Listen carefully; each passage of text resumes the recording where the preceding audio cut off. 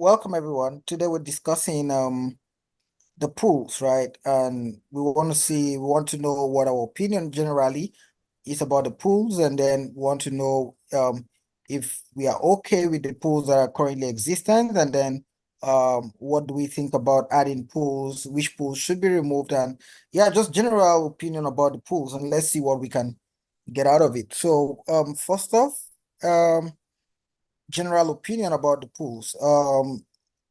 I would like to start by asking us about what our review of the last pool was, and did it capture what you wanted? And then the current proposed pools, what do you think? Which pool do you think needs to be removed or needs to be added? Just general conversations around pools. So I'm just putting up all of these to probably spark that conversation on any of the angle.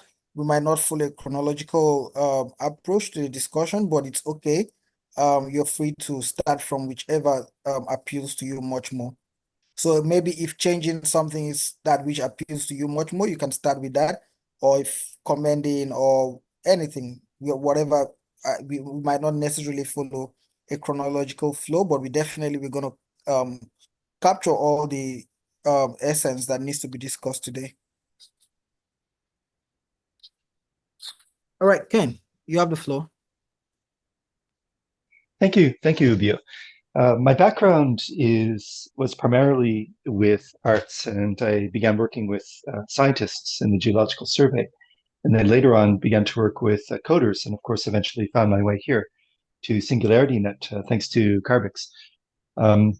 So my perspective on the pools, I tend to lean towards pools that I could describe as social good, meaning that they have a cultural importance or they provide a service for community that's all based on AI. And I am very much wishing to become a proponent for the concept of social good pool within SingularityNET.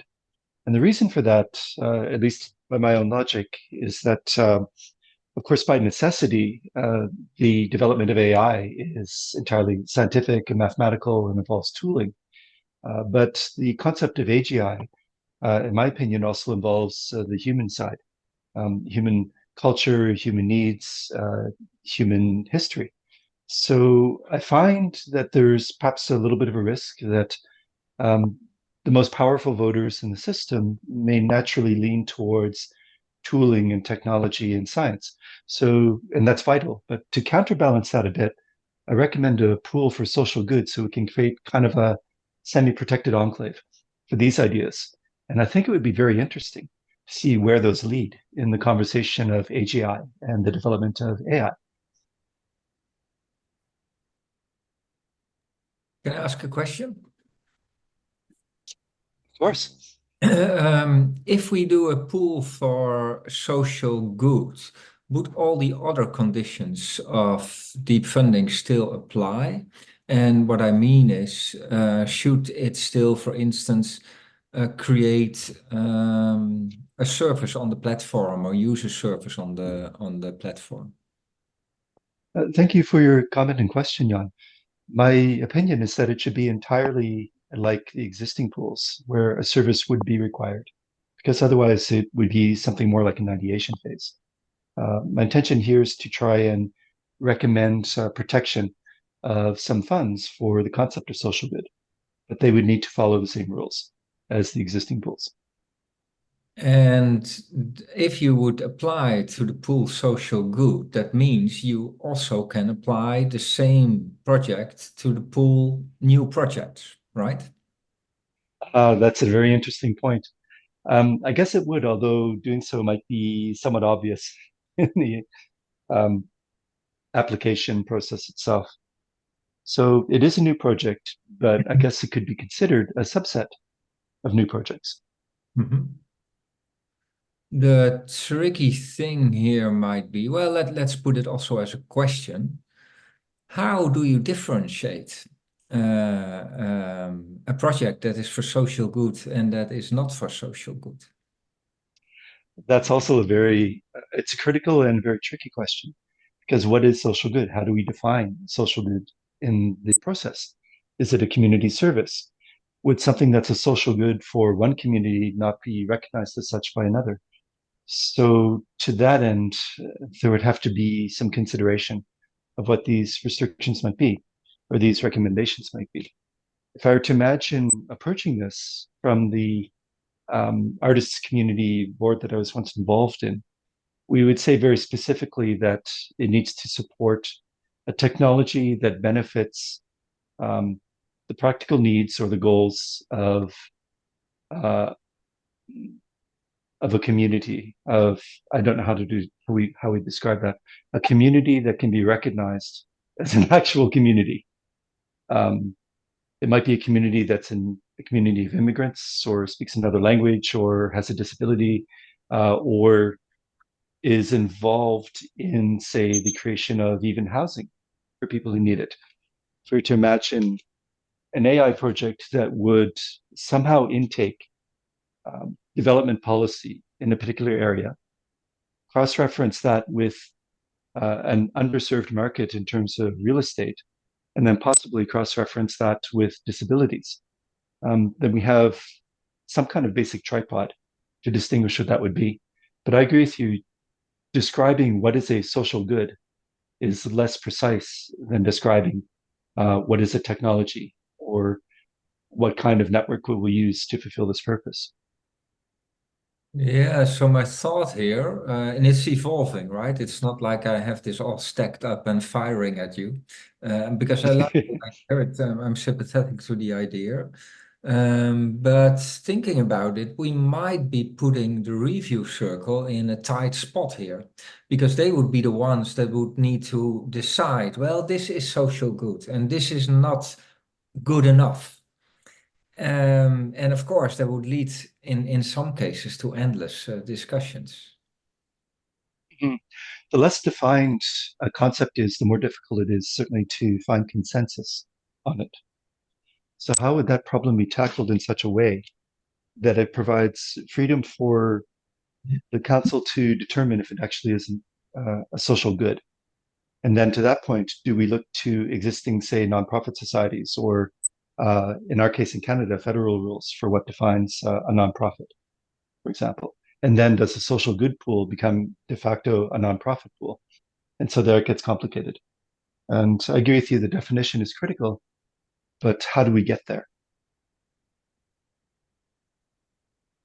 Yeah, so it's always relatively easy to say we will have an, oh, I didn't see all these hands up. Oh, it's Guillermo, you still have your hands up.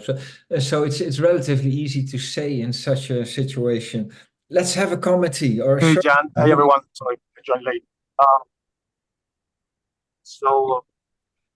Yeah, a way to measure this social impact, or to categorize this, we have the UN Social Development Point Strategy. So, and I'm really happy to hear this topic jumping up, because as you know, with project joint round 2 is basically all around social. But no, I'm really glad to hear this. There's always a way to measure things and metrics, and the proper way to do it. So now, just that, I'm really happy to listen to this. So thank you, Kenneth, for bringing this. And likewise, thank you for mentioning the UN. I recently participated in the Unity for Humanity, which is UN goals guided evaluation of projects that are available for funding. So perhaps it's very similar.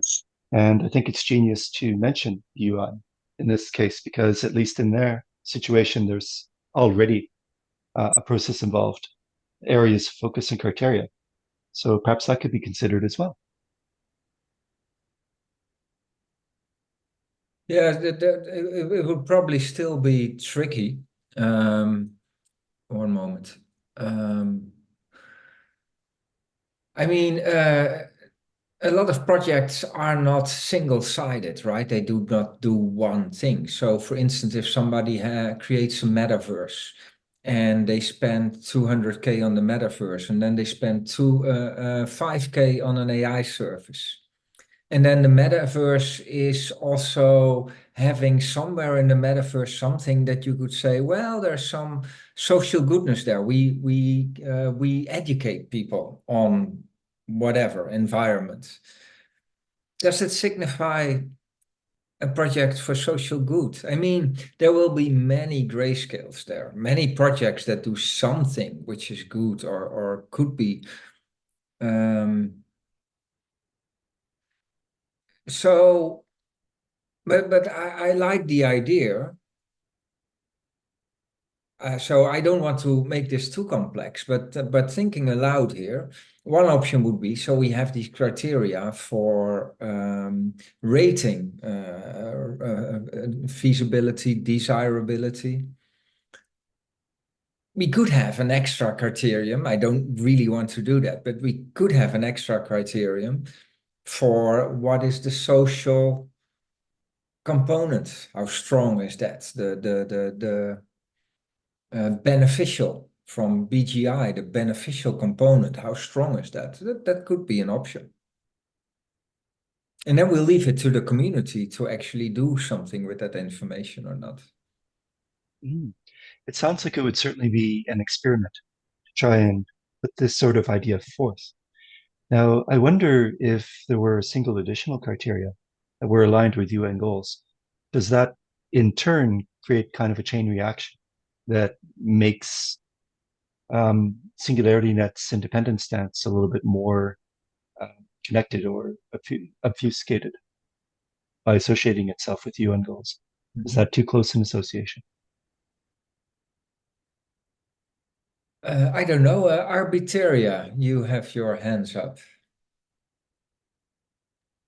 Yeah, like I really like the idea. And like as we were discussing the barriers of evaluation and what we call it as a social good, or like how do we measure the social impact?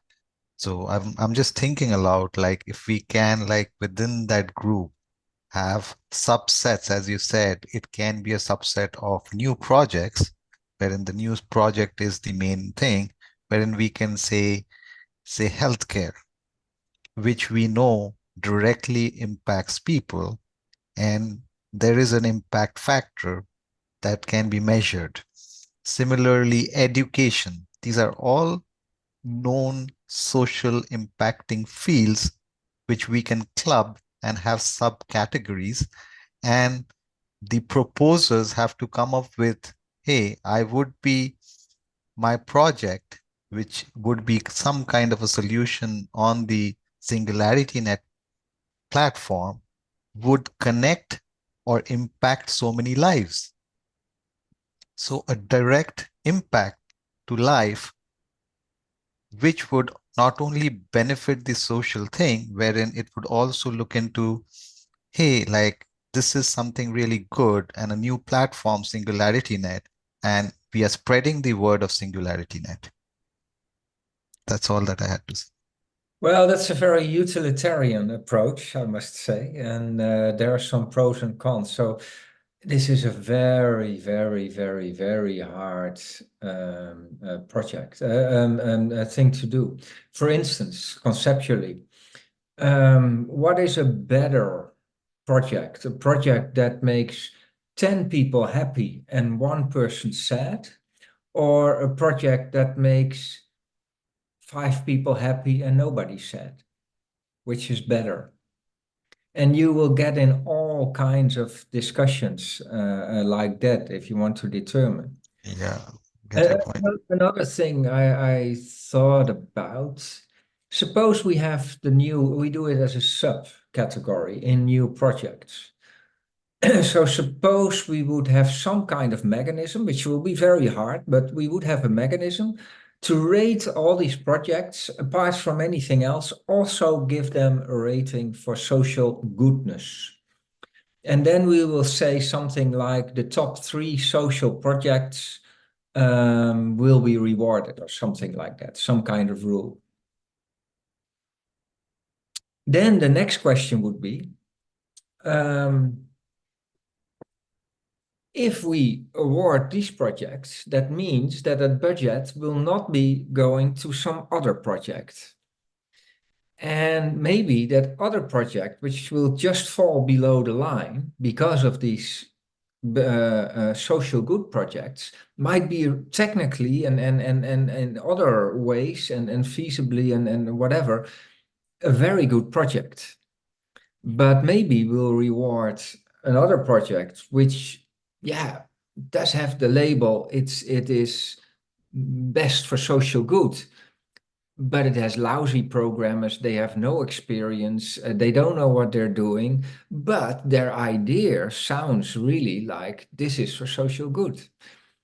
So if you would have to choose, which one would you choose? Would you choose a project with low quality but high social good level?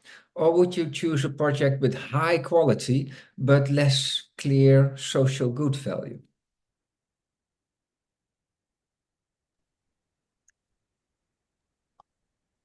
So I think quality would be very paramount, because that is where deep funding's concept is. Like, we have those milestones, and every milestone has to be met uh, in that sense, because it's also the branding of deep funding and SingularityNET, which is at stake also.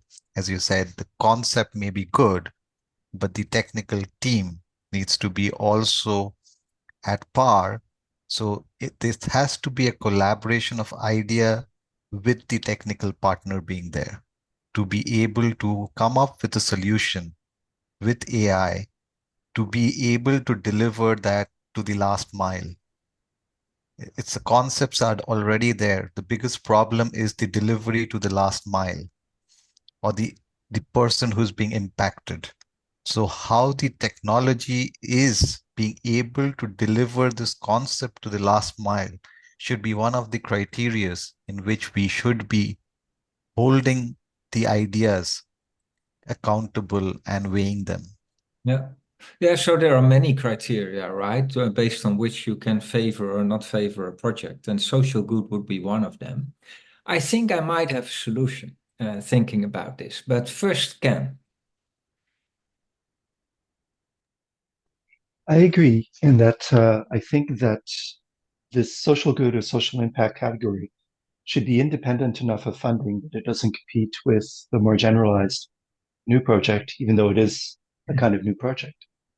But I also think that the standard might actually be more difficult to achieve for a social impact, social good project, which means that the team would have to be a strong team.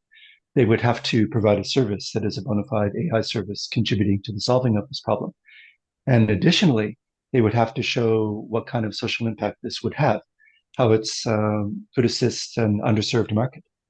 So in that sense, perhaps it's more of a specialization.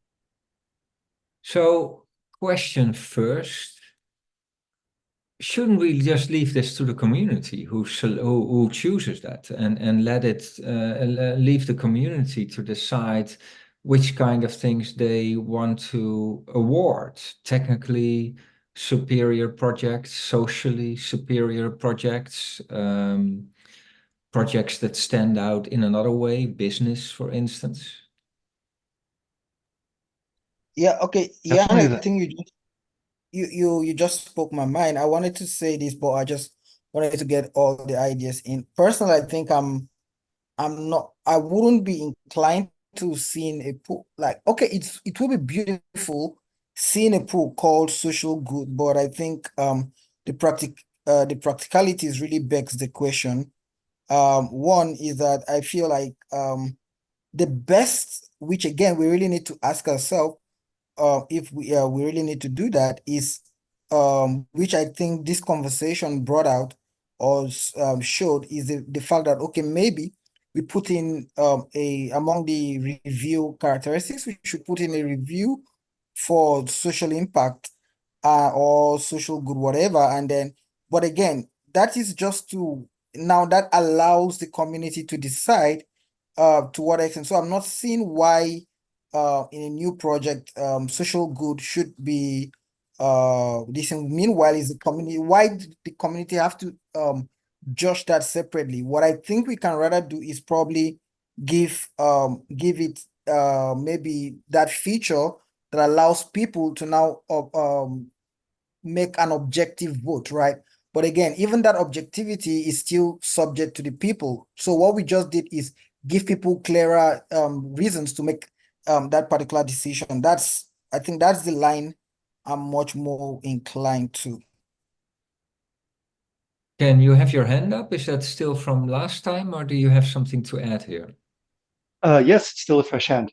My perspective on that is that can we measure what the influence is or the weighting is of a voting community that may be more technically minded, more interested in the technology or more interested in science-based projects? And my proposition here with the idea of a social good or social impact pool would be to give those kinds of projects more of an equal chance.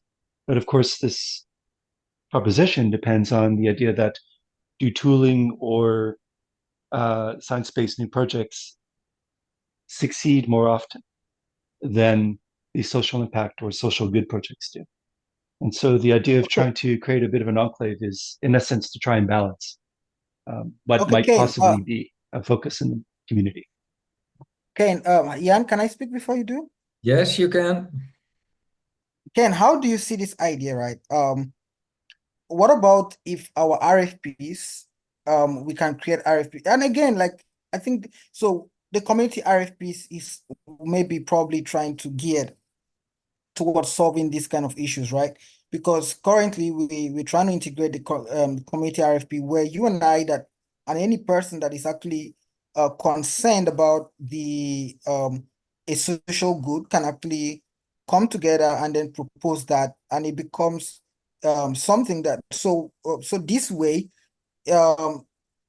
social good may not necessarily have to go and compete at that other level. They can create their own community RFPs and then go that way. I think that solves that problem.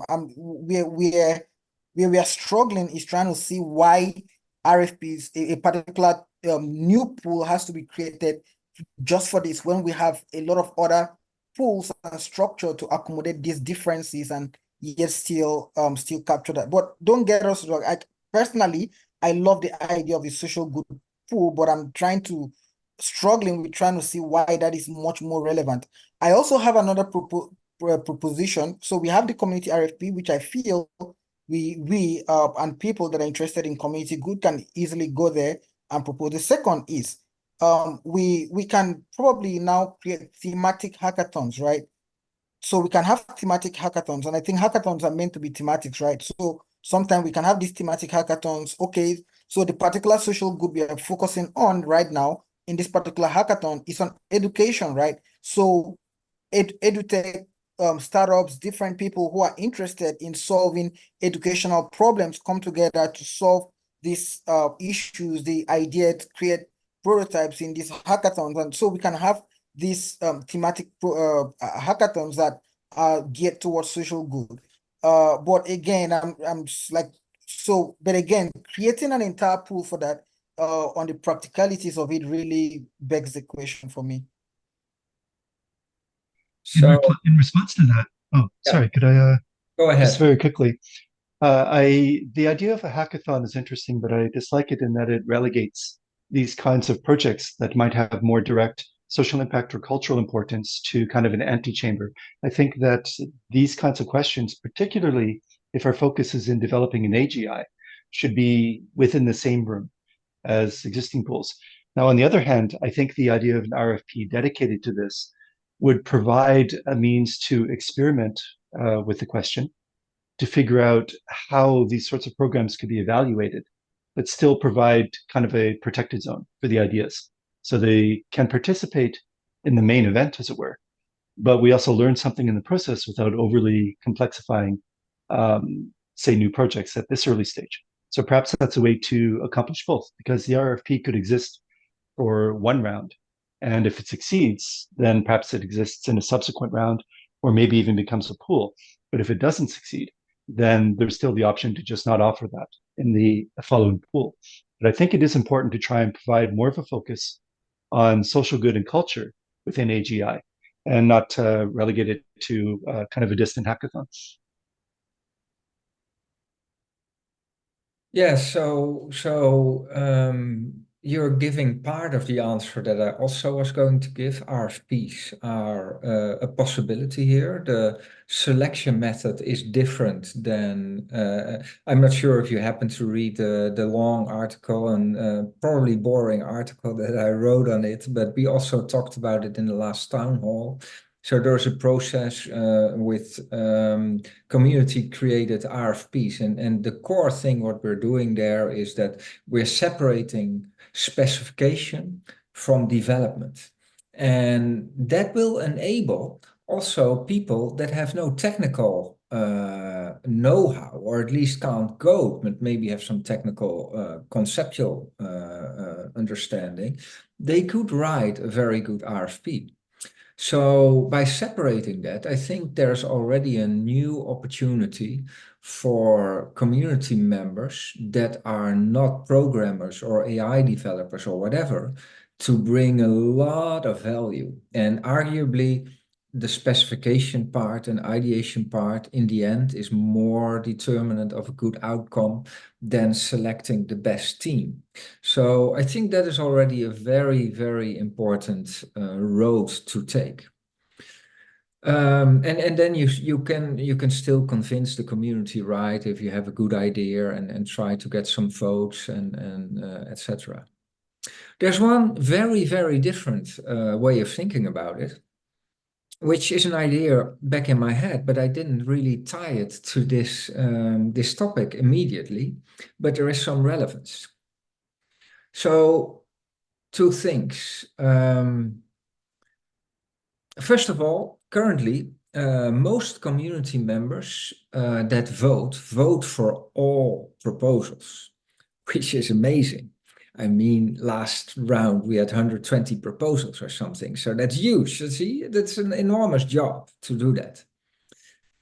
If we grow further, I think it's not sustainable. People can't review every proposal and give their valid opinion on every proposal if there are even more than last time. So there are two ways to attack this. One way I've been thinking about, we won't have that in Deep Funding round 4 because we need to really think this through, is categorization. So within the pool of new projects, we could have a kind of taxonomy if you want. And somehow, either by the proposer or by the review team or a combination of the two, we could give one or multiple tags to each project. And one of those tags could be high on social good or sustainability or very technical or health or robotics or whatever. And we need to put some thought obviously in these categories. And we also need to put some thought in who determines where a project is aligned, because I could easily put all tags on my project so I have a higher chance to become visible. So there are some tricky things there, but it would be feasible. It would be doable to make a process for that. That's one thing. The other angle is something that we're also already talking and thinking about, and Kenrick, who's in the other breakout room, can tell you a lot about it. It's called quadratic voting, but not as we know it. Basically, what you could do is you could, when you vote, you could not only say yes or no or great, but you could also add the strength of your opinion. So maybe I would give 10 projects a 7 out of 10. But one of these projects I'm really convinced about, or I would give them an 8 or a 9 or whatever. But there would be one project that I would be really convinced, or I would give one a 9 that I'm really convinced, and others a 7 that I don't care too much about, but I'll just give them a 7 or something. And by factoring in that weight of strength of opinion, and there's some logic behind that also, there would be a higher chance for projects that might be a little bit niche, but that appeal that appeal very much to a smaller subset of our community, that they would float to the surface. And I think both things combined, having some kind of categorization and allowing people to give their strength of opinion. And by doing so, by the way, you will already restrict, well, the way that it's probably done is that you will restrict the number of projects that somebody can choose. So for instance, we could give everybody 100 votes or something, and you could put those 100 votes on one project, or you can distribute them. But you will never be able to vote on more than 100 projects. You could distribute them among 5, among 10, or 20, or maximum 100 projects. And then there would be quadratic, the square root to determine the ultimate way to counter for too much special interest groups. But that's a technicality. So yeah, I think that is that might be a way we might solve this issue, but also those from other people who have other special interests. And then the question would be, how do we create that taxonomy, and what kind of things should be in there? You don't want it to be too fine-grained, I suppose, but on the other hand, you don't want to miss anything important. So that's a topic in itself.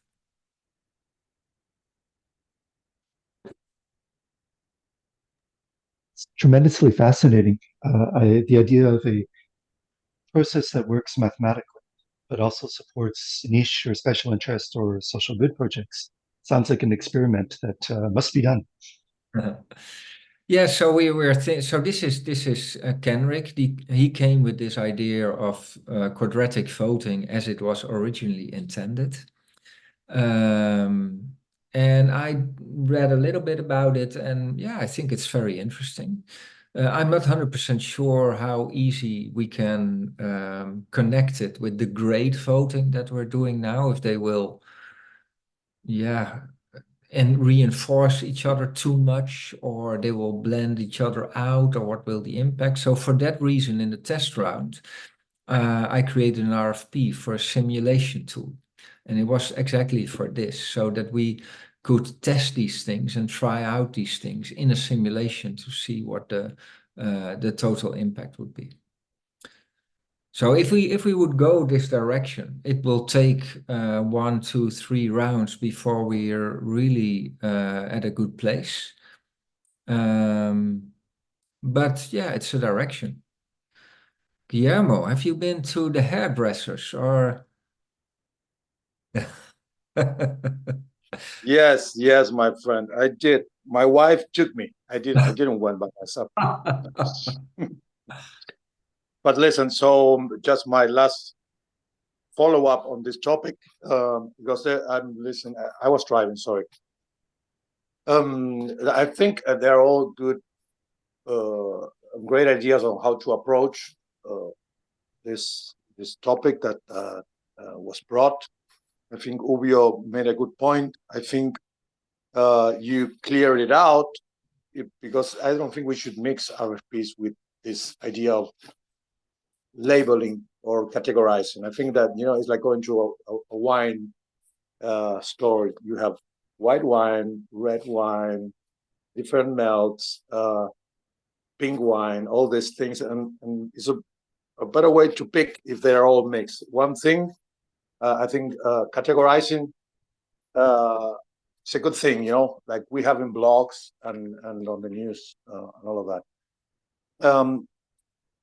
But still, we already have the differentiation of pools, and this brought the possibility of similar ideas to compete fairly.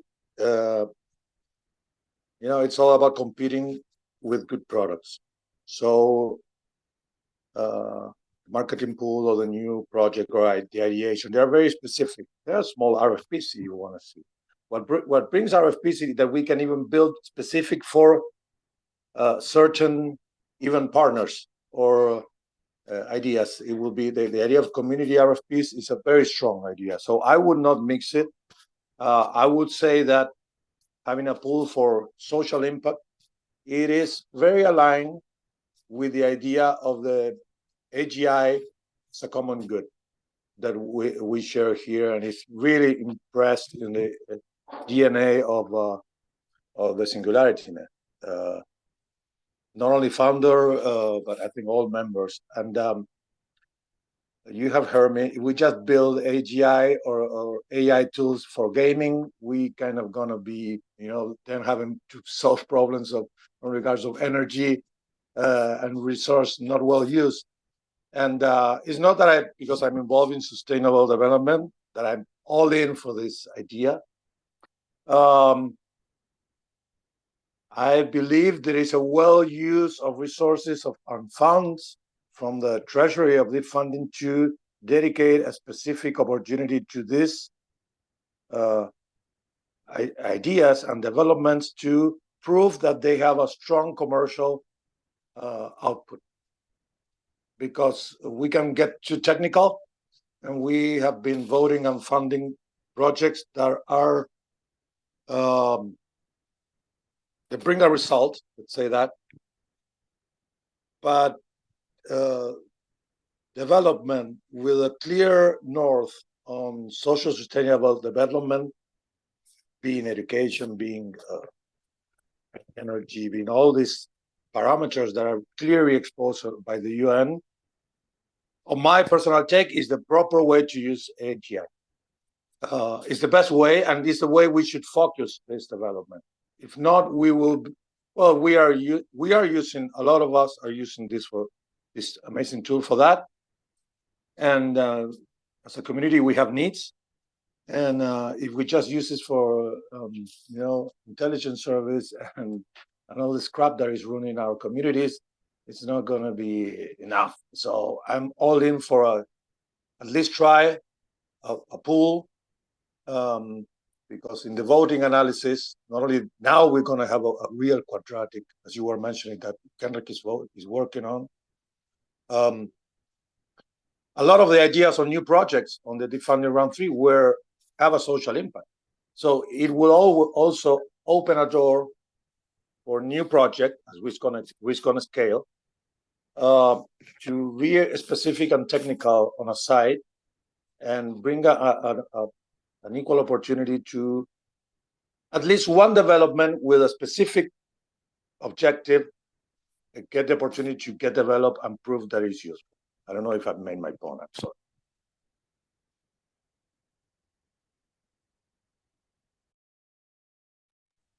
Thing that So clearly articulated. Is that if we would go for a pool for social good, the first step that we should do is look at the previous rounds and try to determine for every project whether it would be fit for this pool or not, and whether it would be a clear fit or not a clear fit. And after we've done that exercise, we can maybe have a better discussion. I really have no idea what will come out of that. I wonder how much discussion it will give. This is real social good. No, it's 80% not. It's just those kind of things. Or if it will turn out that 80% of the projects in SingularityNET or in Deep Funding are already for social good. And in that case, you can also wonder, do we need an extra pool for it if 80% is already for social? So I think it would be an interesting exercise. Agreed. Okay, I have to drop off now. Always good to see you guys. So catch you guys next one. Okay. Thank you. Bye, Emma. Good luck with the town hall. Here we go Bye, again. Third one. Later, guys. Later.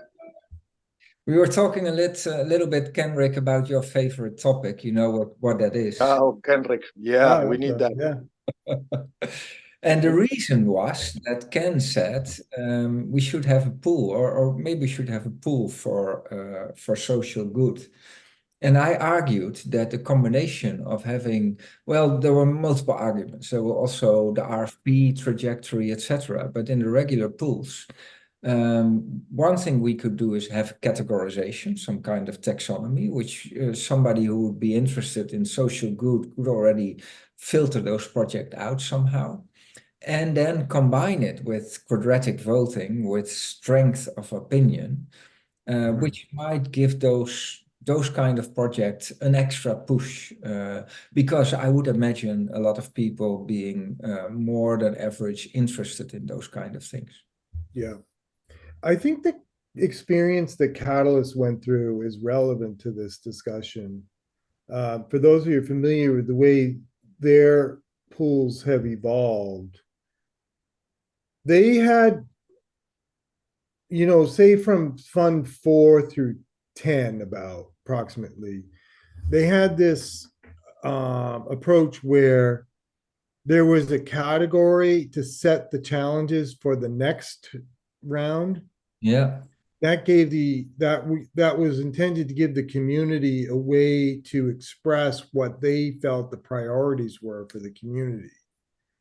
And there's good parts about that. I don't think it's totally a bad thing to do. But let's say by Fund 8 and 9, what had happened is there were so many dispersive challenges that it became kind of confusing what you should try to propose to and who could fit into a particular challenge, that they ended up shifting back to, like in Fund 11, they had, I think, 5 very broad categories. And the thinking was that actually keeping things simpler and broader was actually easier to manage, and also for the proposal teams easier to kind of understand, that there were ways to fit in these broad challenges, rather than trying to like take your idea and force it into, one of 10 different kind of narrower ideas. So for instance, like the RFPs, I think are important because you do have, like, I think they came out of the very specific needs. You have needs that the SingularityNET team knows they want the community working on. So in a way, it makes sense. But in the same time, when you have a narrow category like that, you only get a few proposals. It's because it's hard for teams to kind of fulfill that more specific need.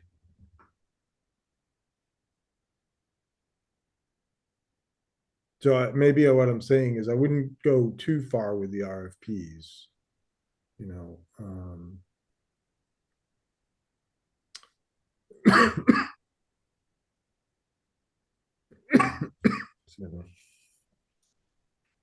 Hey,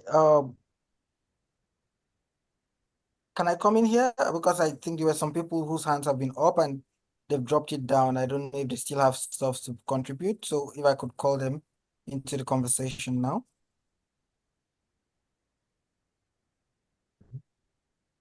The floor is yours. All right. Clement, I think your hands was up at a point. Do you mind still bringing up, saying something? Yes, Okay. yes.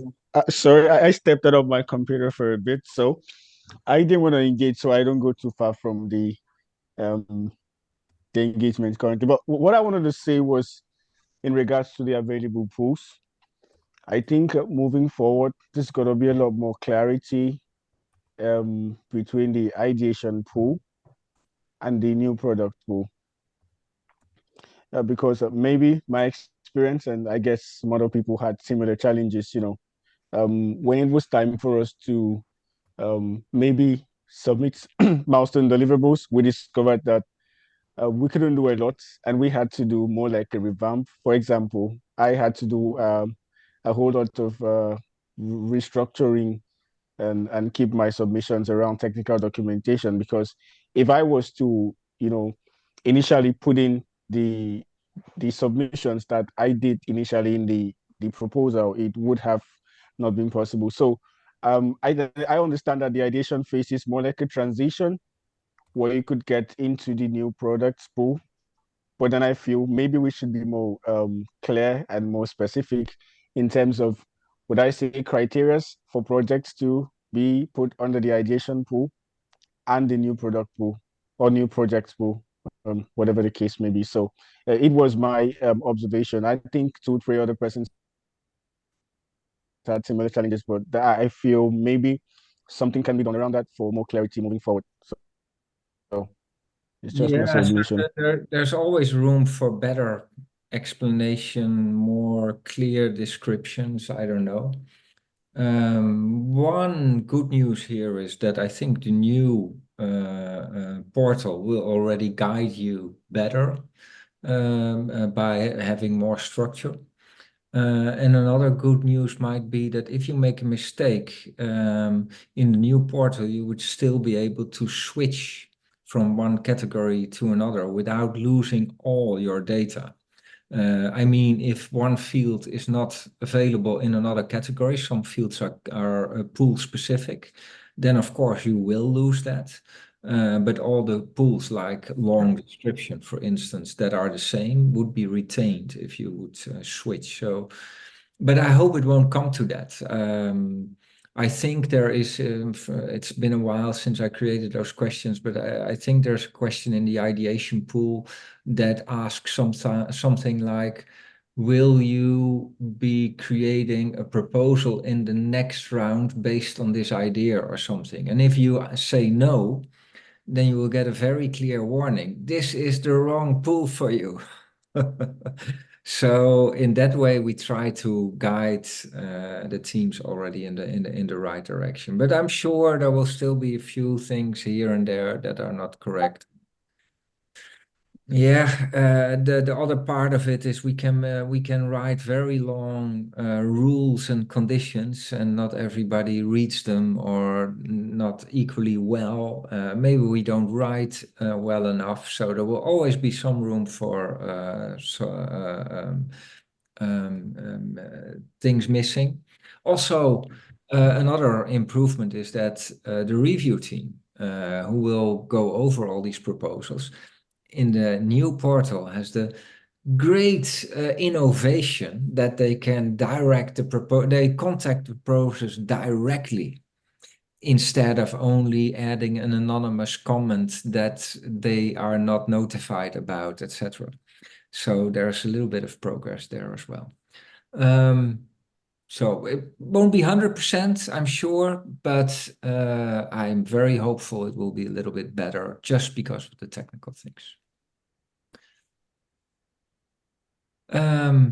There were any insights in the meeting about the marketing pool? Not yet. Not yet, no. You want I to was say about something to about ask it? the question.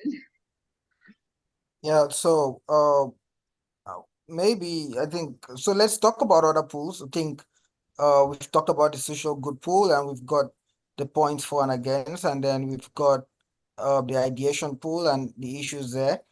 So let's talk about the marketing pool. Let's talk about the tooling pool, and let's talk about the new project pool. Who would want to share some opinions? What is the project pool? New project pool. Oh, new project. That's what you have. Okay, that would be, that's the existing one that, yeah. Yeah. But when you said existing, it might take our minds back to round 2. So Yeah, no, I didn't mean that. I think maybe just a separate thought. This is a little tangential, but I know one of the things I struggle with in sometimes informing a project is I feel like I have a good idea that would advance beneficial AGI, but I'm not sure how it turns into an app on the SingularityNET website, which is a requirement for the new project pools.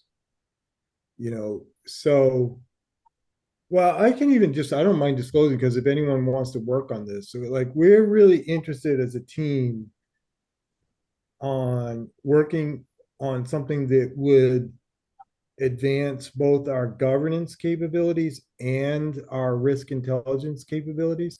So we're thinking about projects that apply governance to beneficial AI. Like how do you govern the development and the deployment of AGI agents? That I think is a very important thing to work on. But like my next question, having conceived that idea, is like, which of the pools is this going to fit into within the SingularityNET community? Yeah, so the condition is it has to help the platform grow. In this case, it's a little bit of a gray area. So what I'm thinking for the next round is not to have a pool for tooling anymore. This could be targeted to the tooling pool.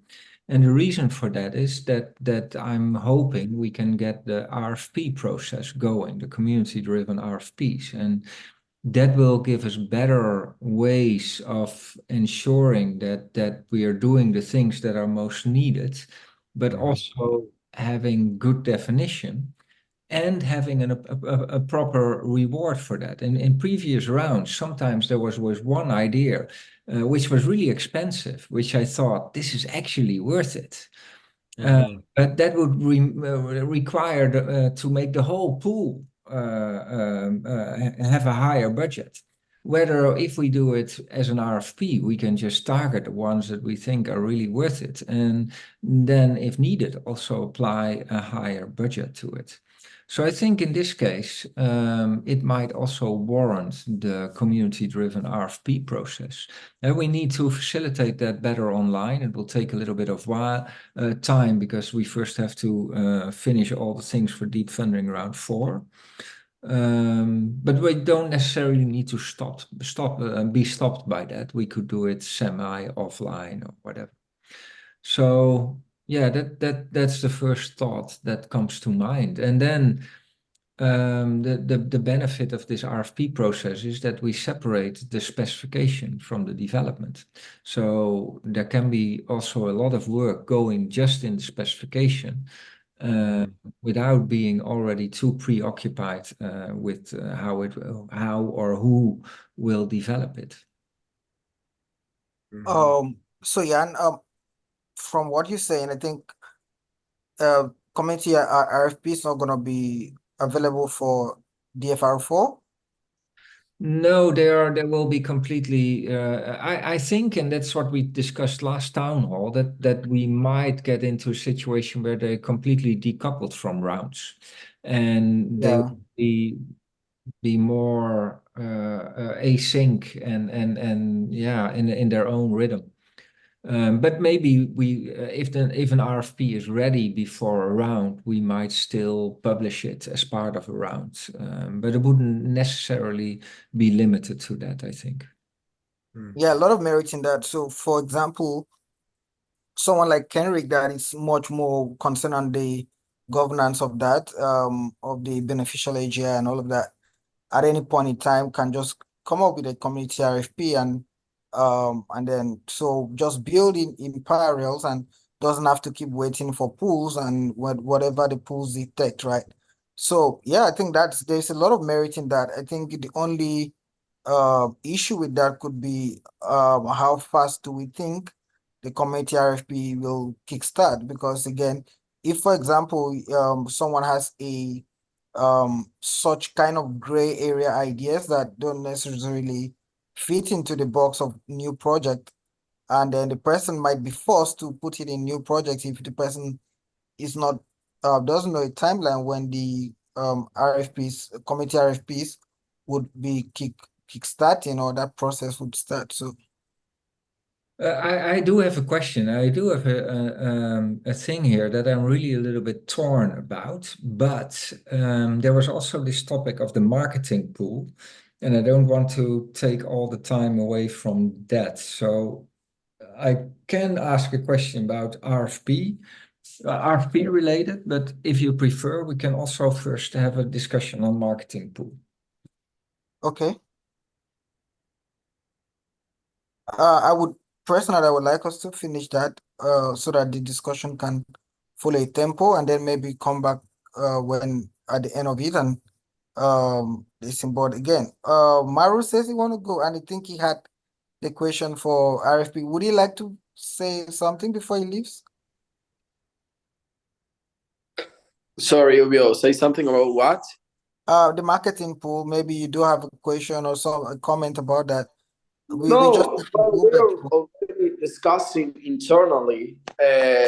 For example, if there will be a minimum to require in the marketing pool, there will be a maximum amount also. These are all already discussions that we are happening. And indeed, we don't agree in much of them.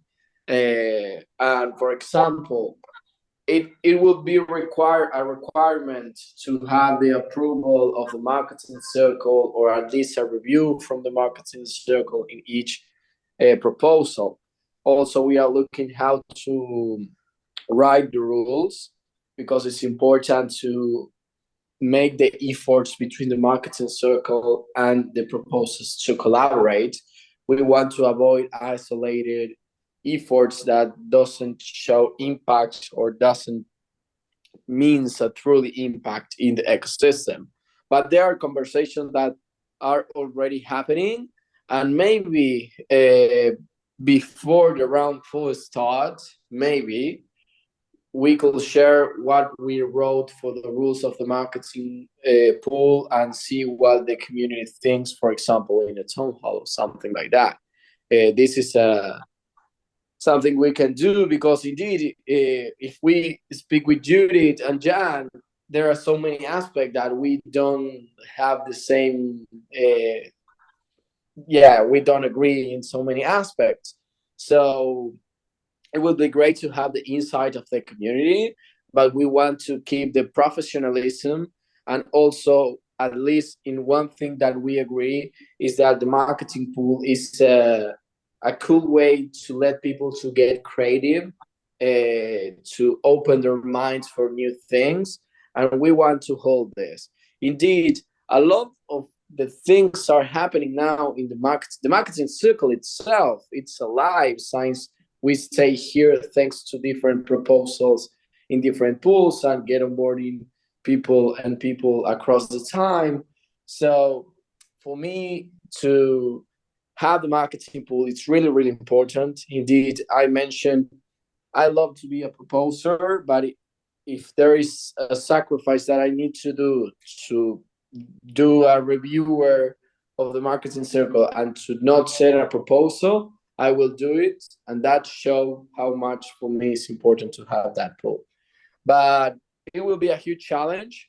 I need to go because today is my mother's birthday. But Judith, please, anything that says today, please take notes. And maybe if you want, Ubio, of the rest of the community, we can show with you and share with you the rules that we wrote in the future. So, that we are going to write at that time, and to see your insights.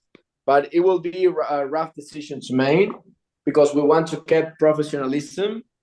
We want to shortcut the isolated efforts, and we want that all the proposals collaborate with the already marketing efforts.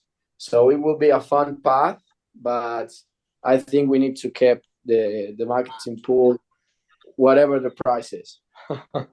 So with all the love I have, you guys need to go. Have a wonderful day, night. Happy birthday to your mom, and thank you for hosting your breakout room. No worries.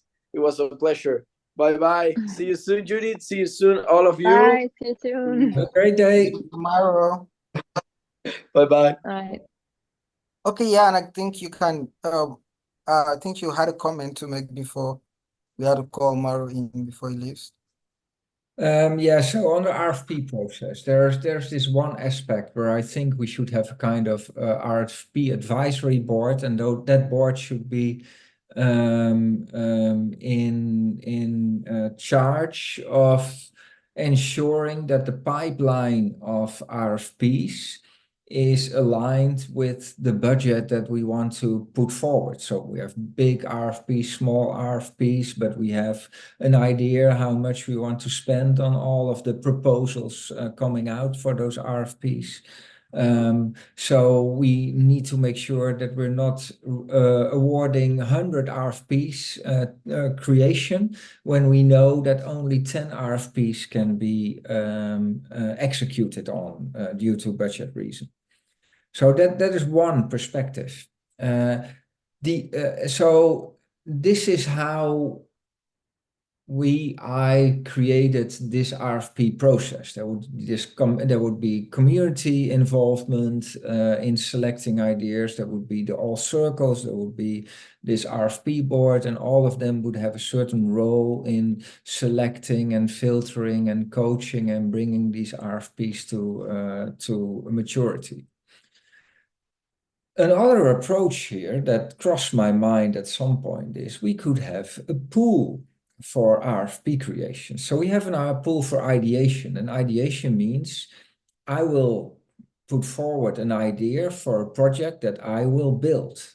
Whereas a pool for RFPs would mean I will write a specification document for a project that other people can compete on, who will win the proposal. Generally, an RFP could have, I think, a higher reward than a regular project, certainly on average. But if we would do that, if we would have a pool for RFP creation, well, first of all, it would be very hard to define the reward for the creation of the RFP itself. Some might be rather simple and some might be very complex. And the role of an RFP board could be to set some conditions and say, okay, we'll give you a larger amount as a reward, but then we also expect an RFP that aligns to this, and this thing, and we'll have this output. If we would do an RFP pool, we would lose a little bit of that control, and we would lose a little bit of control about the pipeline. Maybe more RFPs would be awarded than we will have budget to put into execution. So that's why at first I thought it's a great idea. Then at second I thought, maybe not. And now I'm thinking, well, maybe just one time. So we could do it one time, maybe two times, I don't know, as an experiment to kick off this RFP creation process. So Kenrick and Ken, what's in the name, could both issue a proposal for an RFP, put a price on that and get awarded. And then we would have these two projects awarded by the community that could already start with the RFP process. To be honest, I don't have a clear idea what kind of awards we would have to put forward to that. But I think when we are more matured in the whole RFP process, this might not be the best way anymore due to this pipeline issue. But maybe to start it, especially when we don't yet have all the features I would like to have on the website for ideation and creation and etc. This could be a way to kick it off. So this is where I'm a little bit torn. On one hand, I think it's a good idea. On the other hand, I see some issues.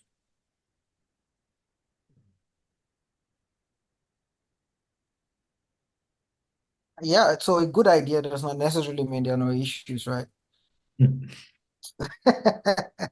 So Maybe yeah, the best ideas have issues. yeah. So yeah, the fact that you're seeing there are issues does not still nullify your initial statement that it's a good idea. Yeah. So don't you think it would be confusing to people that we have this pool now once and maybe the next time we'll land on a different process or? That's the kind of thing Definitely. I'm concerned about. Yeah, again, maybe I'll step back. Like the good side about the RFPs is being able to be specific about needs, right? That's the good side.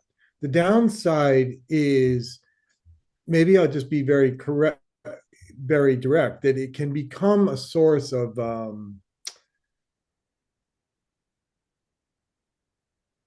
well, it can be very narrow. Let me just say it in that softer way. But for instance, we have supported SingularityNET on RFPs, and we're very happy to do that.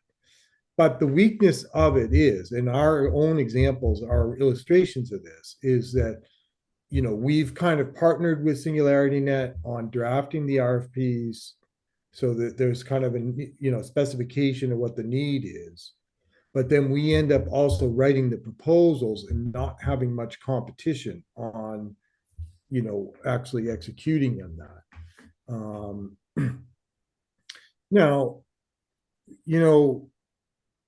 in government contracting, that's all sometimes called like what's that?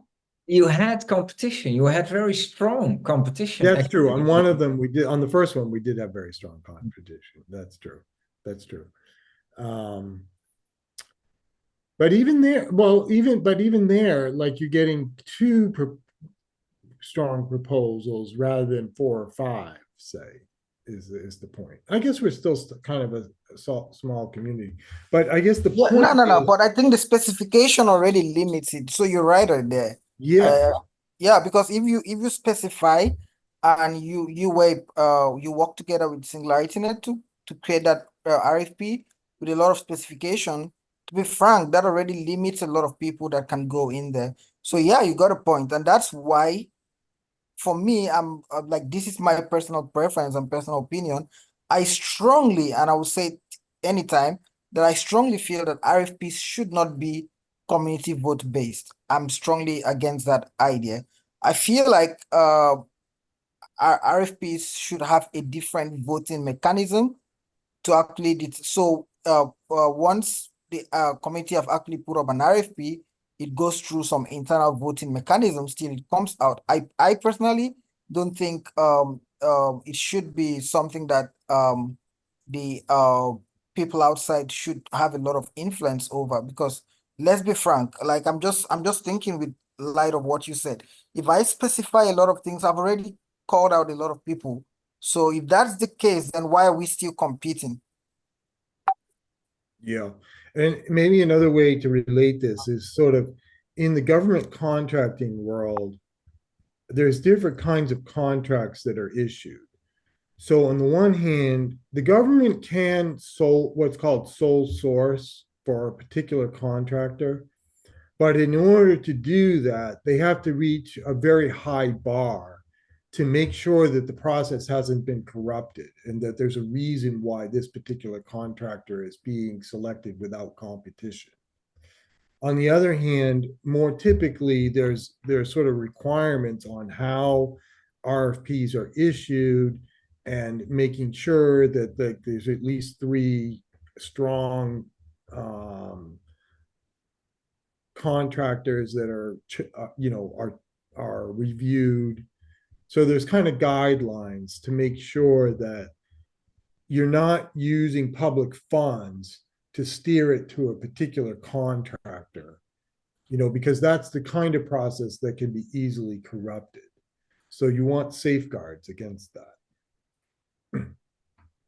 Yeah, and it's a growth trajectory, right? Also for our community. But to be honest, if I look at the technical RFPs in Deep Funding Round 3 about knowledge graphs and LLMs, I was quite happily surprised with sometimes very unexpected proposals that we got that I really didn't see coming. To be honest, also in the reputation system, I thought it would be good to open it, but I was actually surprised to see some very strong competition coming there, and it was an interesting way of doing it. So I'm not 100% sure it will work this way, but actually my main concern is also whether we will find enough teams interested in the specification part. I think a lot of teams will be interested in building stuff, but will there be teams that are mainly that would like to specialize in specification? I don't know. That would be my main issue. But I think if we grow as Deep Funding and we have the right kind of RFPs and we specify them in the right way, I think there will be teams that will apply and try to get a nice assignment. But it will take a little bit of time to create a portfolio of teams. So what I imagine is that that supply collection of teams that can build will grow over time. And then each time we have an RFP ready, we'll mail it to that whole group. Hey, there's a new RFP, and everybody will look at it, and yeah, you will get it. And then we can have a condition there also. So one part of this whole trajectory would be that either the RFP creator, if they are not proposing, or if they are will do the first selection. If the RFP creator is also the proposer, then the RFP board will do the first selection to make sure that the teams that are that will be voted upon are all above standards. And we can still have a condition there. For instance, we want to have at least 3 very good proposals. Otherwise, we will withdraw the RFP. Could be one. And then it's also in the interest of the team that creates the RFP, not to make it too narrow, very dedicated to their own technology or know-how or whatever, because they have to make sure that there will be 3 proposals there. Maybe that's a good safeguard for the RFPs just generally, that like oftentimes we've been specifying, right, that you're going to have one team that wins, right, because it's a specific requirement. But maybe it should be 0 or 1 teams, right? You should have the community should have the option that there were no good submissions that meet the qualifications, and let's not waste the money on a subpar proposal. Well, the community has that idea, has that option always. They can give it less than a 6.5, then it's out of competition. Oh, I see. Okay, so you do already have built into the RFP process the possibility that no team would get funded. Yeah. So, which is also why I'm thinking of having part of the you can have 3 ways to reward the specification process. One is just to give money to do it. With some conditions. Second is saying, well, you'll get a second part of rewards when a proposal has been successfully selected by the community and awarded. And you could have a third part where you say, when the project is completed, the party that specifies get yet another part, because that will mean they would also still be helpful and be coaching and be supporting the team that is actually building it, because there's something in it for them. So there could be some kind of incentive. What my hope, if they're ongoing projects though too, you know,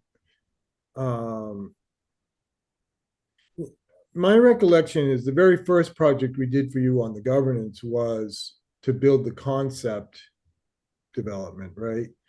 And then as part of that, there was a specification for the most valuable product. So we pay, like in writing the RFP, I do think some of that, not all of it, but some of that was kind of a direct charge to that project we were already under contract to, right? Because we were under contract to develop a specification.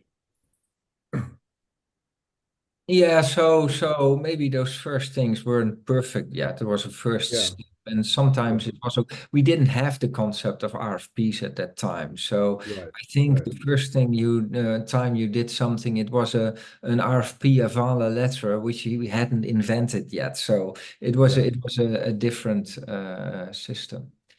But what I would hope also, so Ken made this observation, which I heard more often about Cardano Catalyst as well, that the projects turn out to be very technically oriented. And I think there is some merit in having not only very technical people in our community of creators, but also creative people, socially engaged people, and more diversity in that way, basically. And by disconnecting the development from the specification, I do think we, in a positive scenario, we will give a different group of people the opportunity to be very involved and add value in a different way.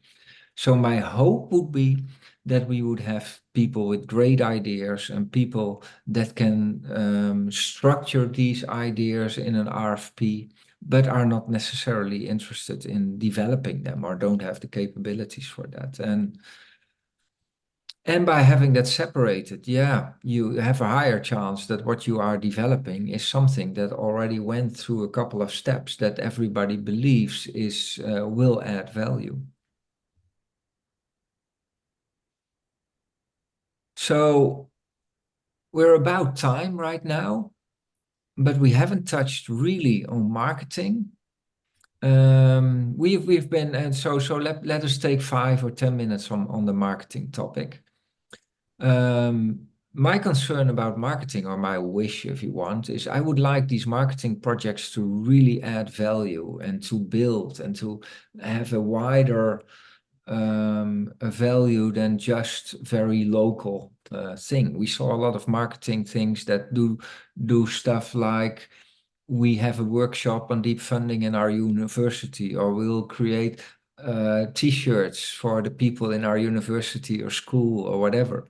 And that might have some merit, but it's also limited. And yeah, I wonder, we're talking about knowledge graph to build on knowledge. I wonder if we could do a similar thing for marketing. And yeah, education, by the way, would be yet another topic. Ken and Kenrick. I'm, of course, a little bit biased because I love the idea of bringing arts and culture into this whole milieu. I do enjoy the idea of something like a symposium that's part entertainment, part idea discussion, and part advertisement or marketing to kind of reach a more general audience. And of course, reach is the most difficult thing to obtain. But something like a yearly celebration that could invite in people who are hearing about SingularityNET and deep funding for the first time, I think could be made quite exciting because there are already so many levels to what's taking place in this community with the development of technology, the discussion of the ethics of it or the future of it, future that seems very close at hand. And of course, how this is perceived and articulated through different languages, different cultures. It doesn't need to be an omnibus kind of event, but something that makes room for those kinds of perspectives, I think could be enriching.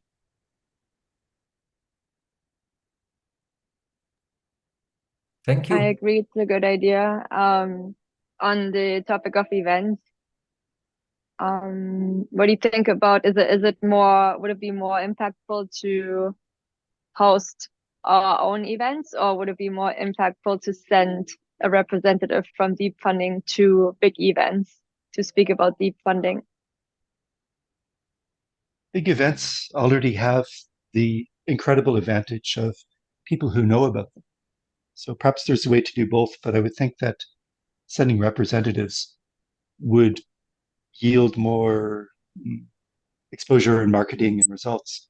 But on the other hand, an event that we create from the ground up would have the advantage of distinctiveness for SingularityNET and deep funding. Yeah, true. Yeah. This ties in also in the idea of doing different things with town halls and make them more into an educational and onboarding ramp for deep funding. So it would be a lot of events or online or semi-online or whatever. Kenrick.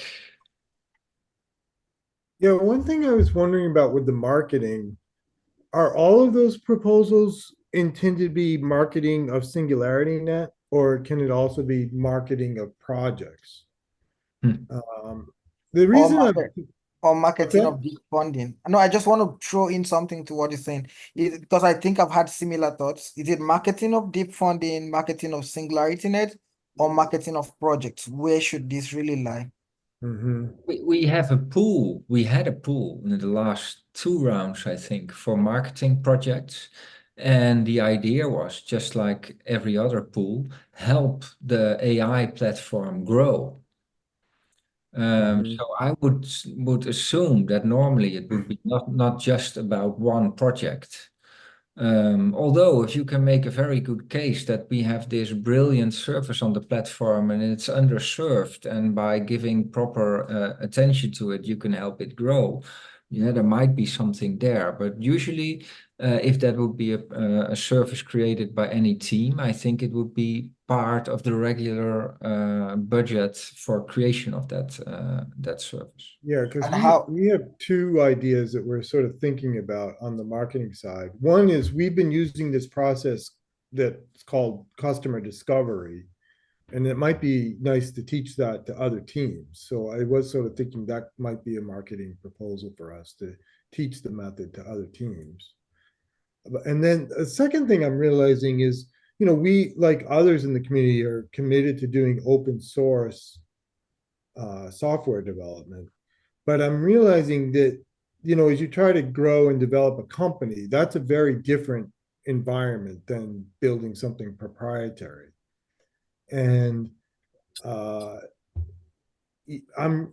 what's hit me is that if you do open source as your deliverables, then you also end up having to build a community around those deliverables.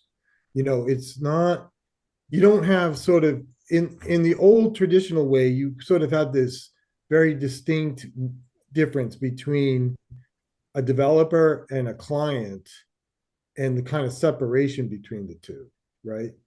But in an open source world, that gets kind of blurred, right? Because you're kind of doing the development together, and you're building more of a community around that open source development. So we're sort of thinking about community development now, and that being part of the marketing strategy. Yeah, I would say if you would have a proposal, a marketing proposal that brings eyes to a number of projects that are already on the platform, that would be very worthwhile. Yeah. If you are creating a proposal that helps teams to be more, to do better marketing, yeah, we have had those proposals in the past. Yeah, then you get in a little bit of gray area, and I want to avoid that the budget of deep funding will be too dispersed about all things that help something, that helps something, that helps the platform grow. I'd rather have them help the platform grow directly. Right. Okay, that's a good way to look at it. Okay, nice. But yeah, it's not black and white, I would say. Right. I can give one good example, which might be very accurate in the future. So if we have a pool for OpenCog Hyperon projects, or things that will build on OpenCog Hyperon or add to OpenCog Hyperon, is that proper or not? I would say it is, because OpenCog Hyperon will use the platform as a distribution channel. So having a very good service on the marketplace will help platform grow. But in a sense, it's already what I was just saying, helping something that will help the platform grow instead of doing it directly. So, but there are shades of gray there. But yeah. Yeah, one thing Mauro and I didn't agree on was the introduction of a minimum amount for marketing proposals. So he was saying it would make sense that the minimum amount for a marketing proposal that's requested should be $5,000, whereas I don't think there should be a minimum amount. He was saying that a marketing proposal should be at least somewhat big, and I guess the bigger it is, the more impactful. So we should make sure we have only bigger marketing proposals of at least $5,000.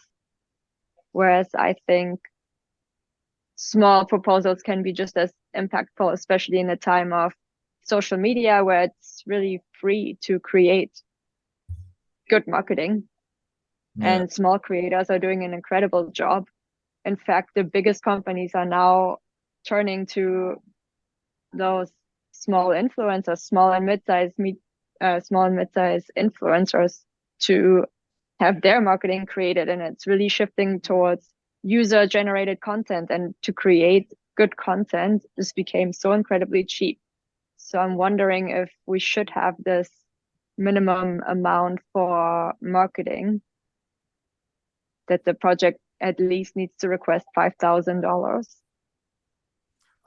I've been thinking about these questions regarding budgets on projects, and I have two thoughts. I think a minimum, I don't say what the number should be, but I do think there should be a minimum because there's overhead to managing each project. And so there's kind of a threshold where if the project's too small, then it's like more of a cost to the community than the benefit they're saying that's going to be added. But at the same time, I do think there needs to be more pressure on project proposal teams to submit their minimum budget rather than what they think they can get approved. And I was thinking a way to do that might be the following, that when you rank the projects with the voting, so you get a certain score for your project, right? But then what if that score was divided by your budget? So you're getting ranked not by comparison of projects, but by comparison of how much you're going to spend. And because it's hidden me that big projects also tend to attract more people. You know, they kind of get more support because they're big, they're well known, they have some ambitious goal. But then maybe they're sort of perversely increasing the probability of win just by being big and ambitious. And then the smaller projects are not getting as much credit for delivering on maybe potentially higher value for the dollar, but it's just not a big project. You give me a good idea, Kenrick, and I have to get this off my chest. It's really a good idea. I never thought about it, but maybe, so we have this threshold of every project needs to have a 6.5. But we could say, if you really ask for $100,000 or more, you need to have a 7.5. Yeah. And if you want to have more than 200, you need an 8 or something like that. I think there might be some merit in there. I mean, yeah, and I guess what I'm saying though is we can have a gamble. We can say, okay, it's a 6, but it's only 5K. If you really believe in it, give it your best shot. But for 200K, I want to have really sure that this is really good. So yeah, there might be some merit there. Right, but I think you can simplify the calculation. What you do is you just take the score divided by the budget size, and then you kind of can look at what you can still only, in other words, you'll still only need one threshold for approval because now everything's ratioed to the dollar. And there might be a little bit of calculation in terms of figuring out what that new threshold is. But well, there's a huge diversity, right? There are projects of $900 and there were projects of $200,000. So if we divide both by a 6 or by 8, you get very different numbers. No, I'm thinking it the other way around. You take the score, let's say the score is 8. Yeah. But now you divide it by the budget. Yeah. Is what I'm thinking. So a score of 8 divided by $200,000 will never have a chance.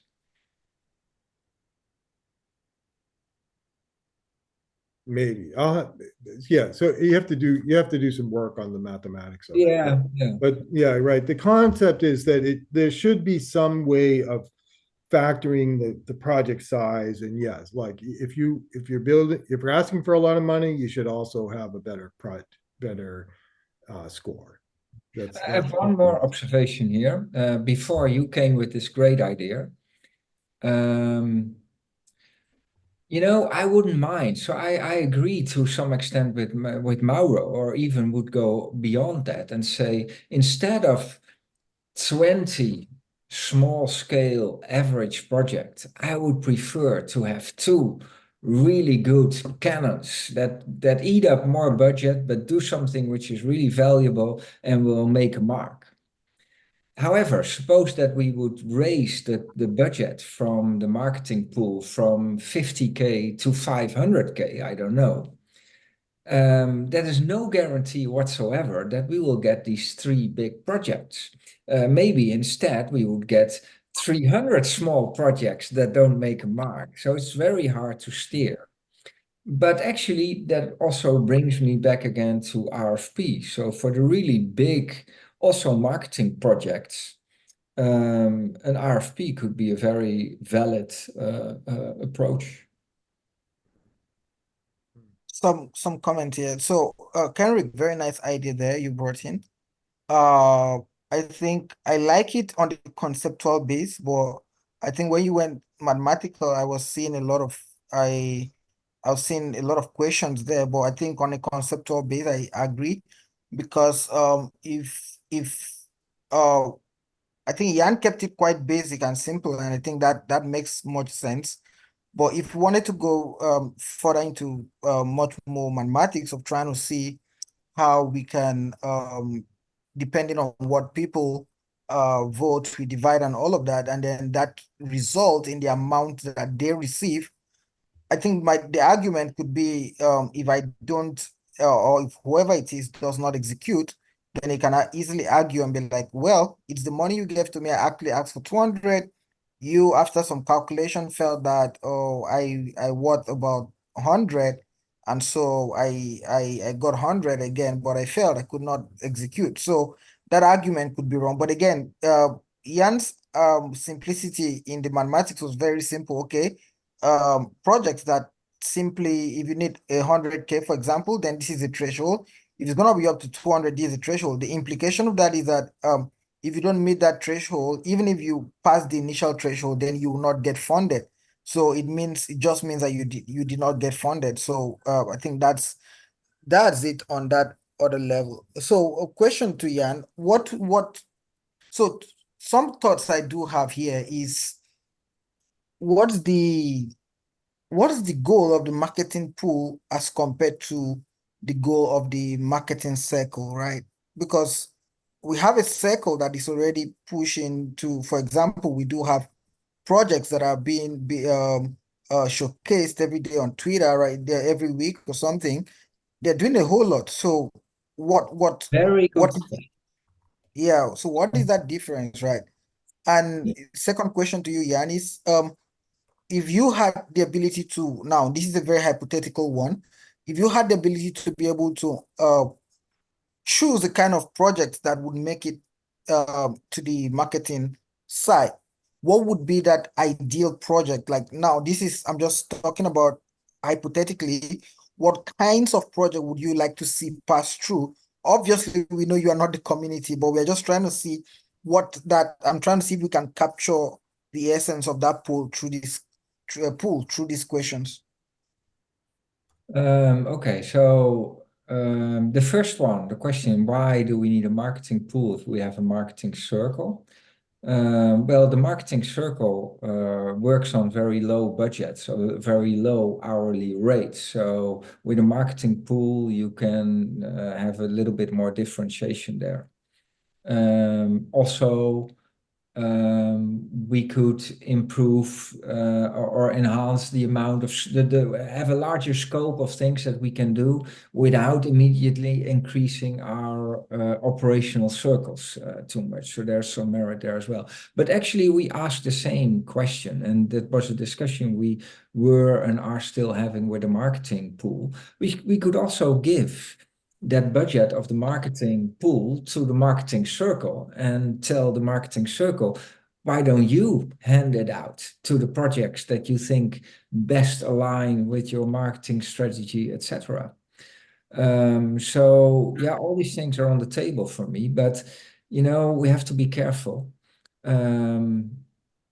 Also, because there's this difference between this large budget for a pool and the relatively low hourly rates that we are currently bound to, which I also don't want to change right away. So that makes it a little bit hard, but it's direction. So my solution here was actually to have the marketing circle do the first selection on the pool.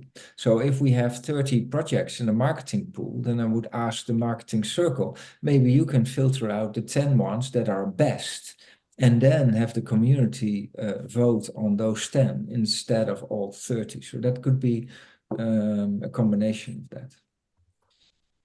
Yes, and on that question, why do we need a marketing pool if we have a marketing circle? I mean, the marketing circle has very low capacity to execute on things. I would say the marketing strategy that we have now is not even 10% of what we could do, and there's really no such thing as enough marketing.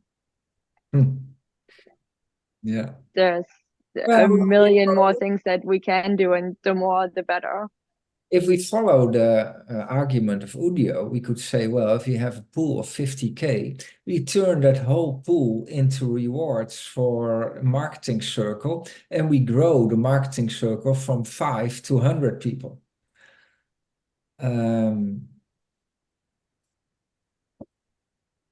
We can if we find the appropriate people, but it's also hard to find talent that wants to do consistent work. Yeah, I think a lot of people want to do kind of a one-off project. And another thing with, with pools and budgets, so suppose our token next month would be down to 3 cents.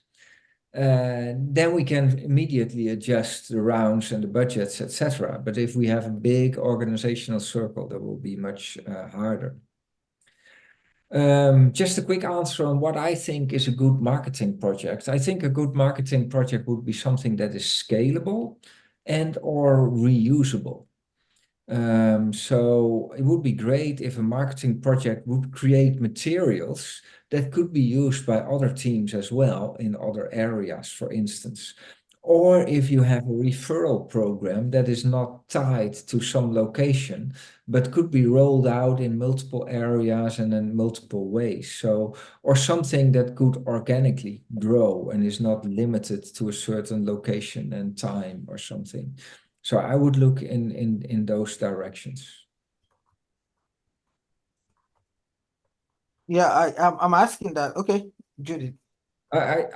I even made that argument internally for SingularityNET. I said there's so much effort going into people going to all kinds of events, etc. And then marketing has been created and slide decks are created, etc.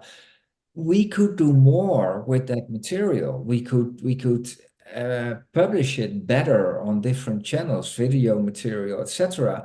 We could publish the decks that we create, maybe in a different format, but reuse them on our website so that we create this educational content while we are making that stuff for events, etc.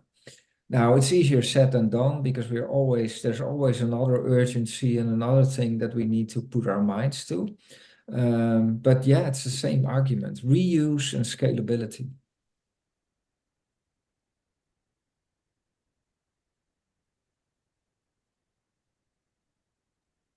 Yeah, I agree on those categories. I still think that small projects would be able to deliver that. If I'm a data scraper, for example, and I have a data scraping software, I can easily scrape 30,000 contacts right now. Then I can connect that to an email sequence of 3 emails. And if I have a targeted LinkedIn campaign, I could scrape 30,000 contacts of LinkedIn and then have a targeted email campaign and then invite AI builders to apply for the next round. That's if I'm a data scraper and I know how this type of stuff works, this is going to take me 2 or 3 hours. So I can be a very small project, just one person with my little software. And that email campaign on LinkedIn would likely have a very big impact. So I personally would really hate if we limit it to big project only. Yeah, but again, so Jan again, so what the community of voters seems to vote more for location-based marketing stuff. And yeah, so how do we, What do you mean location-based marketing stuff? okay, like maybe someone want to do an event somewhere, someone want to go create an enlightenment to a set of people or something. So I think that's been what I've observed with the marketing pool so far, the votes. I might be wrong anyway. Yeah, maybe those seem more exciting, but at the end of the day, everyone's on social media, and that's where you have to target people. Like you have to, as the biggest marketers always say, you have to go where the attention is, and the attention is on social media. And whether you that's on Twitter or on LinkedIn or wherever we decide to go, yeah, I'm not sure how much sense it makes to only have location-based marketing. I mean, I'm all No, for no, it. I'm in events. I yeah. love events, but I at personally, the end I'm of the just, day, it's social media where everyone is at. yeah. So basically, we are just commenting on the pools, right? What we observe, what we think, what we see, right? So I'm just talking about realizing that the voting patterns seems to not follow scalability in terms of marketing materials that we can reuse and all this kind of stuff that Yan is actually bringing up. The voting pattern seems to be a little bit different, right? So that's what I'm bringing this up. Like, if the community is prioritizing a particular concern, does it mean that we should look in that direction? Is there merit? Is there a way to create the right motivation or observation, like, yeah, motivation for the voters and all that? So those were just some rantings in my head, not just that. Yeah, Neferti, yeah, could you speak up? Your hands have been up. Hi, I just first of all, thank you guys for having me. It's kind of one of my first times actually saying something. I've listened to a lot of this randomly for the last few months, but I have to just say something as a person who has kind of been in marketing for quite some time, just as a perspective for you guys to think about as you're shaping this out for the choices, the RFPs, the people who will submit, the people who have to actually choose, the pools of people that have to create and ideate. You know, there's this one thing, it's called outcome. Outcome is measurable, right? So you could be a person who scrapes and, you know, you have all this attention, but the conversion of that attention is what really builds brands.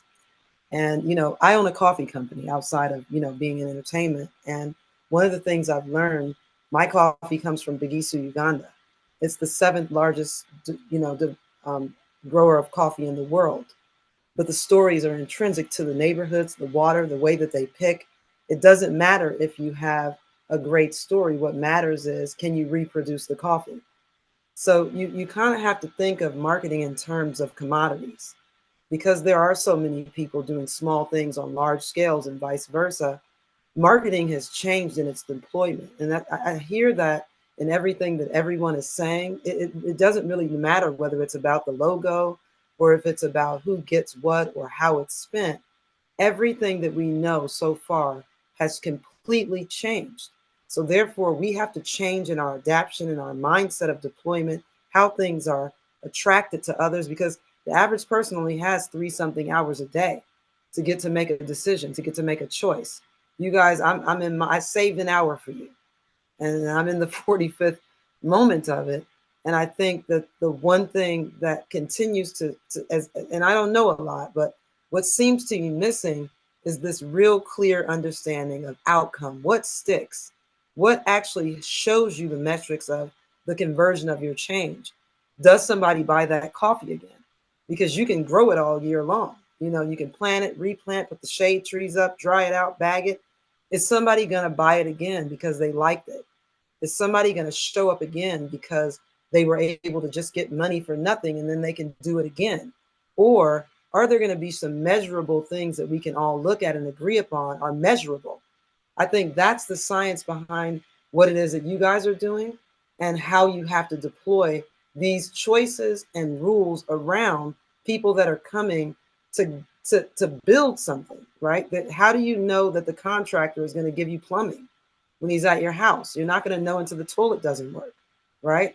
But the you're right, reality, Peter. Yeah, I can interrupt you because in round 3 we already had those things. We said the maximum is 5K for a marketing project, and anything above that will have to be KPI based.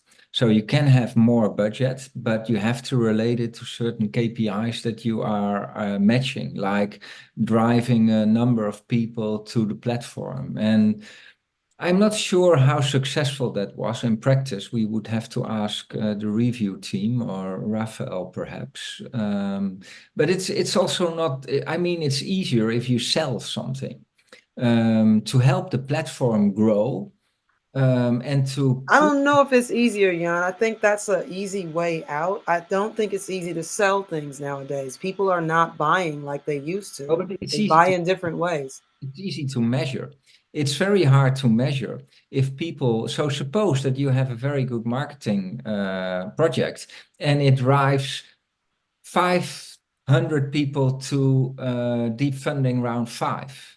But how do you know that these 500 people are actually there because of your marketing event and wouldn't have been there otherwise? Well, I think the way to know the answer to that are the types of people that show up and the levels of their understanding and outcomes that you're predicting through the way that you've gone and sourced those people. Now, if you're sourcing people at Vaughn's supermarket, you're going to get a lot of ideas about shopping and food.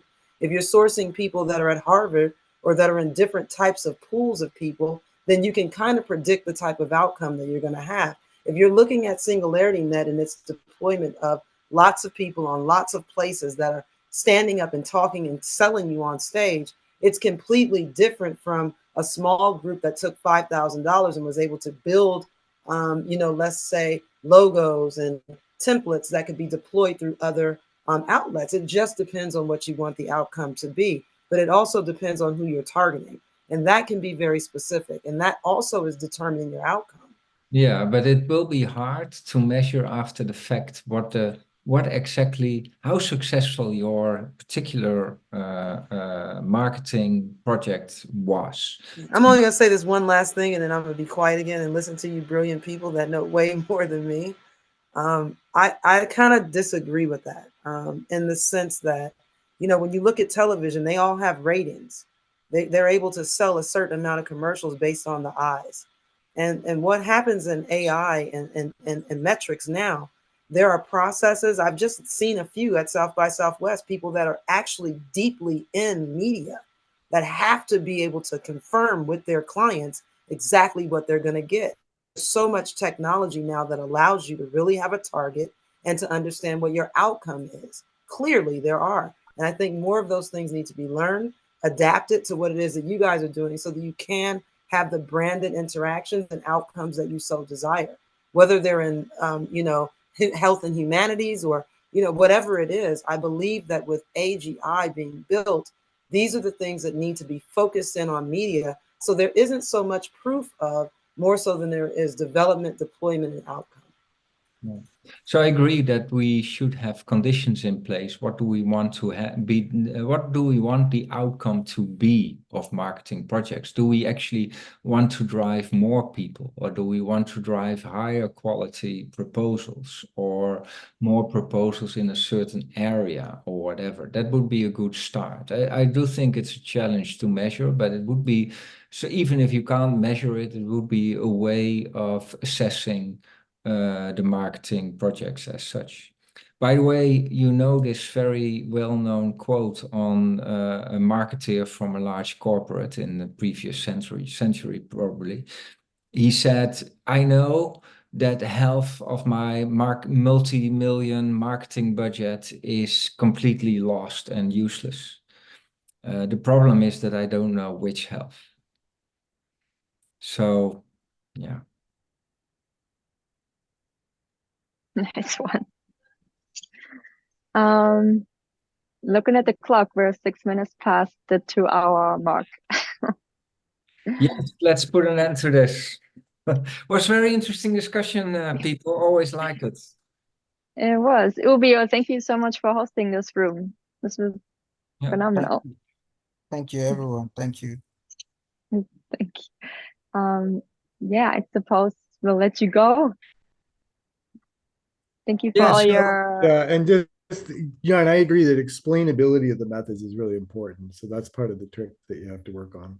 yeah, but I'm inspired by what you're saying and have a higher threshold for higher amounts. I think in principle, it's something we could relatively easy implement in round 4 because it's just we can do that manually.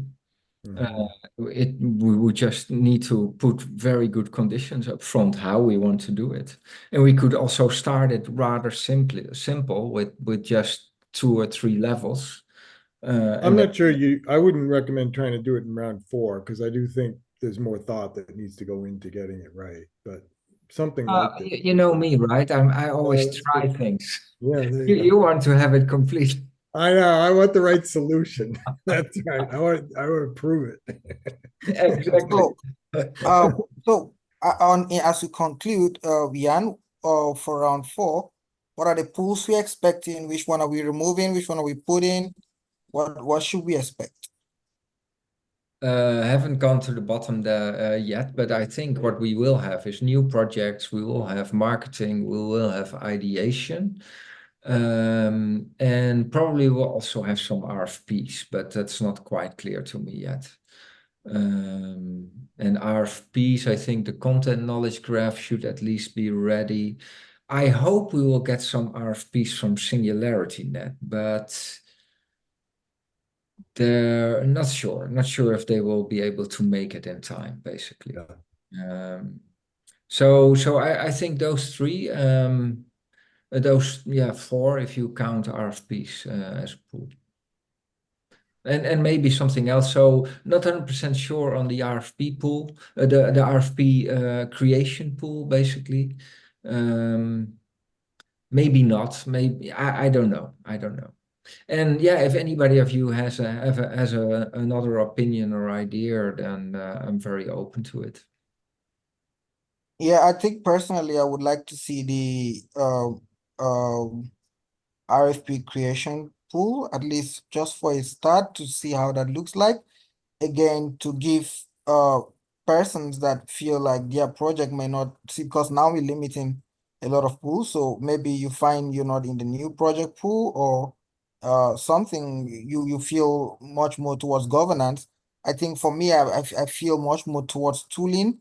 And so I would like to see how that would play out by having, so that by not forcing myself to try to fit into new project, but just going in and creating, or having someone create something, combine, collaborate, or anything, that would be valuable. But again, that's well, what pops up in my mind right now, if we would to have an RFP creation pool, I would have 2 questions. So what would be the maximum amount per RFP creation? I have no idea, to be honest. It should be more than ideation because it's a wider scope and I would expect more detail in it. And the other thing is, would we have the condition if we would do a pool like this? Like you can only create the RFP, but you should not submit a proposal. then Sometimes people do that. That's another way you can do it, is that you have teams that are working with the contractor to define an RFP, but then because they did that work, they're restricted from submitting proposals to that. Under those conditions, I think it might be an interesting experiment for deep funding round 4. And yeah, we could put, I don't know, 20. Yeah, so sorry, I was trying to say something. So that would mean that would force someone like me to go get, I would rather go and talk to people that are specialists in create, like people that will be cool at creating those things, and tell them, okay, this is the idea I have. Can you create it? And then, so I know people in the community that are very good at writing. Maybe speak to those kind of people, and then they do the creation, and then I know that I'm gonna propose and vie for that proposal. That would be the way I would approach it. Yeah, But That's the trick here, is that's what's not a good process, in a sense, is that this is the difficulty of trying to have too narrow a category with RFPs. Is also just too easy for the process to become corrupted somehow. You know, so No, I even think what you're saying, you want, you know, what Ubi is saying, like you want to make sure that the team proposing didn't write the specifications. That's a reasonable thing to request. But then what Ubio says is, well, behind the scenes, the team that wants to propose just basically contracts with someone else to right. And I'm using the word contract specifically because it may not be a written contract, but there's some kind of agreement behind the scene that happens Yeah, where I could they have end up writing it people. just I through would someone say, else. so. hey, For me, that was not behind the scene. I wanted that to be in front of the scene. Actually, that's just the difference. I wanted it to be that we have community members that are. So I want it to be in front of the scene, not actually at the back of the scene. So we have people that are good at they are not good at implementation. They have those they are very good at writing up, they are good at specifications and all of that. Maybe this can be that instigating factor where these people, now you can come up, people can share ideas, and then they go about specifying, writing all of that, and then they get incentivized. We don't know if it's going to pass through, but if it pass through, then of course you apply. So I'm just thinking of it as, instead of it being at the back, we now bring it to the front. Yeah, it's a tricky thing. problem. Tricky. I'm still wrapping my head around whether it's a bad thing or a good thing that somebody from a team is targeted with that assignment. I mean, there's still competition in submitting proposals. Yeah. Not 100%, and there might still be community involvement in and feedback in the creation process, etc. We might have some kind of way to filter out proposals that are just not good enough. Let's think about it. We won't resolve it tonight. Hello, From the again, top. another quick feedback. So this is the milestone 3 of the branding open source proposal. How this idea born? Sorry again for everyone in this breakout. I will get in a little bit boring with this because I repeated 3 times, but no worries.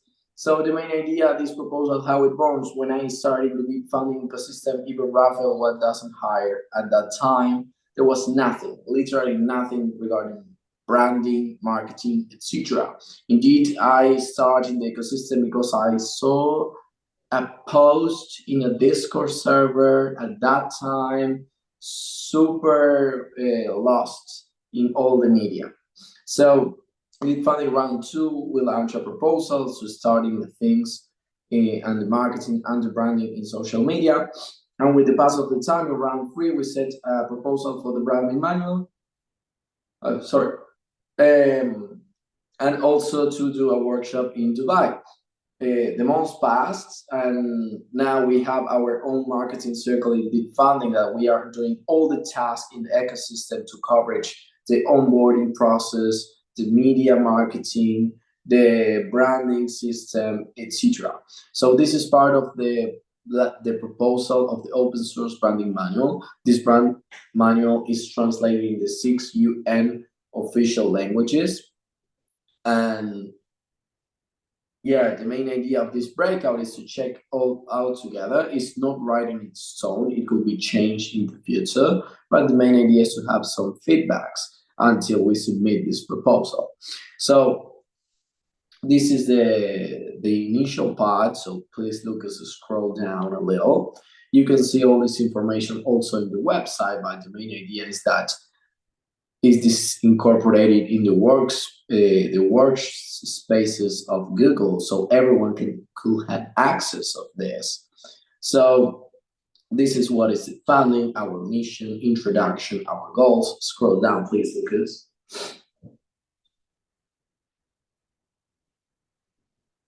This is our values. This is relation with ethical AI community. So this is the structure of how must be the brand logo. It's in horizontal, typical letter D. At that time, it was just letter D. And we think that it's important to have for any content creator, as influencers, ambassador, etc., to know how to do the proper scheme of the logo per se. Scroll down, Lucas, please. You can see how is the logo.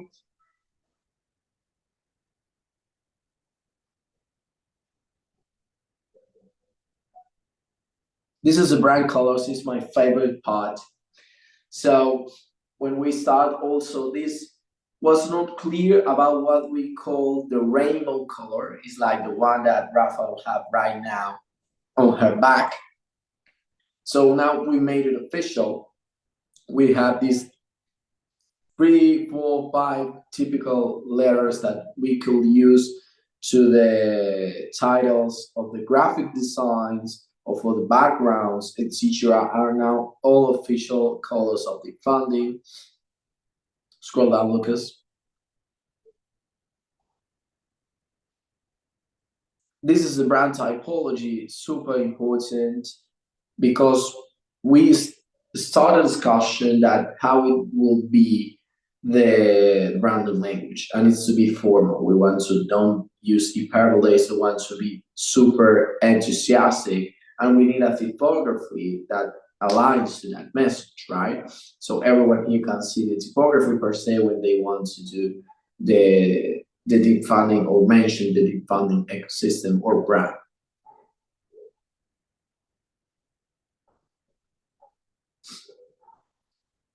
Scroll down. So this is the brand illustrations. Scroll down. One of the most critics that we used to have, and also in the community, is that, scroll down please, Lucas, that the brand has 3D concepts, and people really don't like those concepts at that time because it will be really noisy. So right now we could have these icons that are free from use for everyone, and it could be in black and white or with different colors, always respecting the colors that we use in the branding manual, so anyone could be able to do or express what they want with these symbols. Scroll down. Also, we have an icon set for more formal or simpler banners. Scroll down.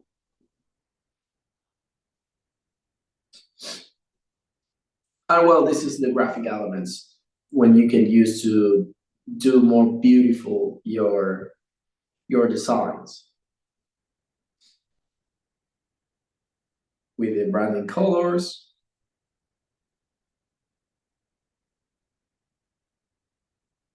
How it will look the pattern.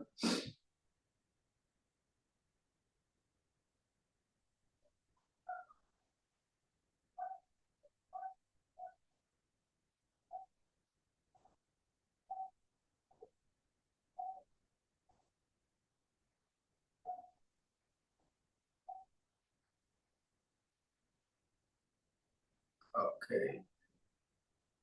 Some extra elements. Those are the more controversial because Jan didn't like it, the 3D ones, the 3D concepts. Maybe we will delay that, but I would like to have your insight today about these concepts. It's better to have a 2D concept. It's better to innovate a little bit.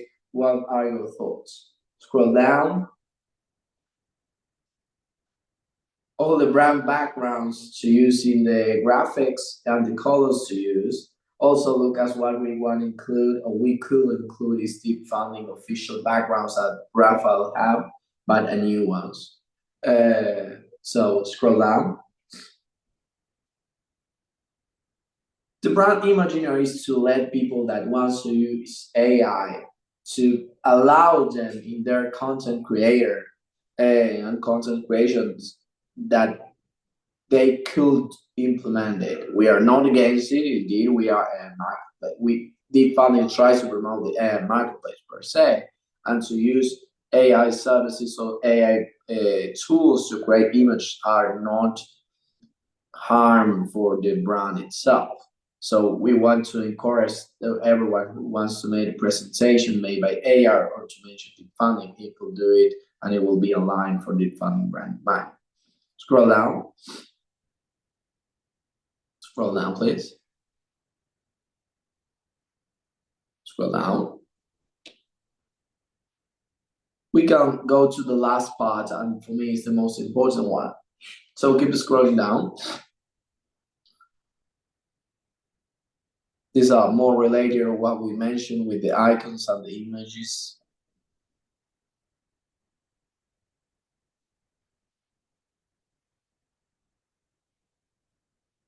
Well, this is how to use the brand in the social media itself, how to mention, how to not mention, how to include the logo, some examples to inspire people.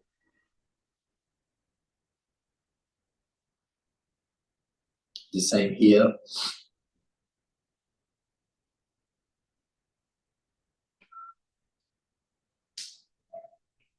How will be the icon browser?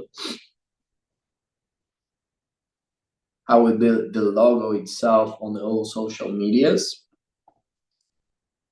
for here and for the future?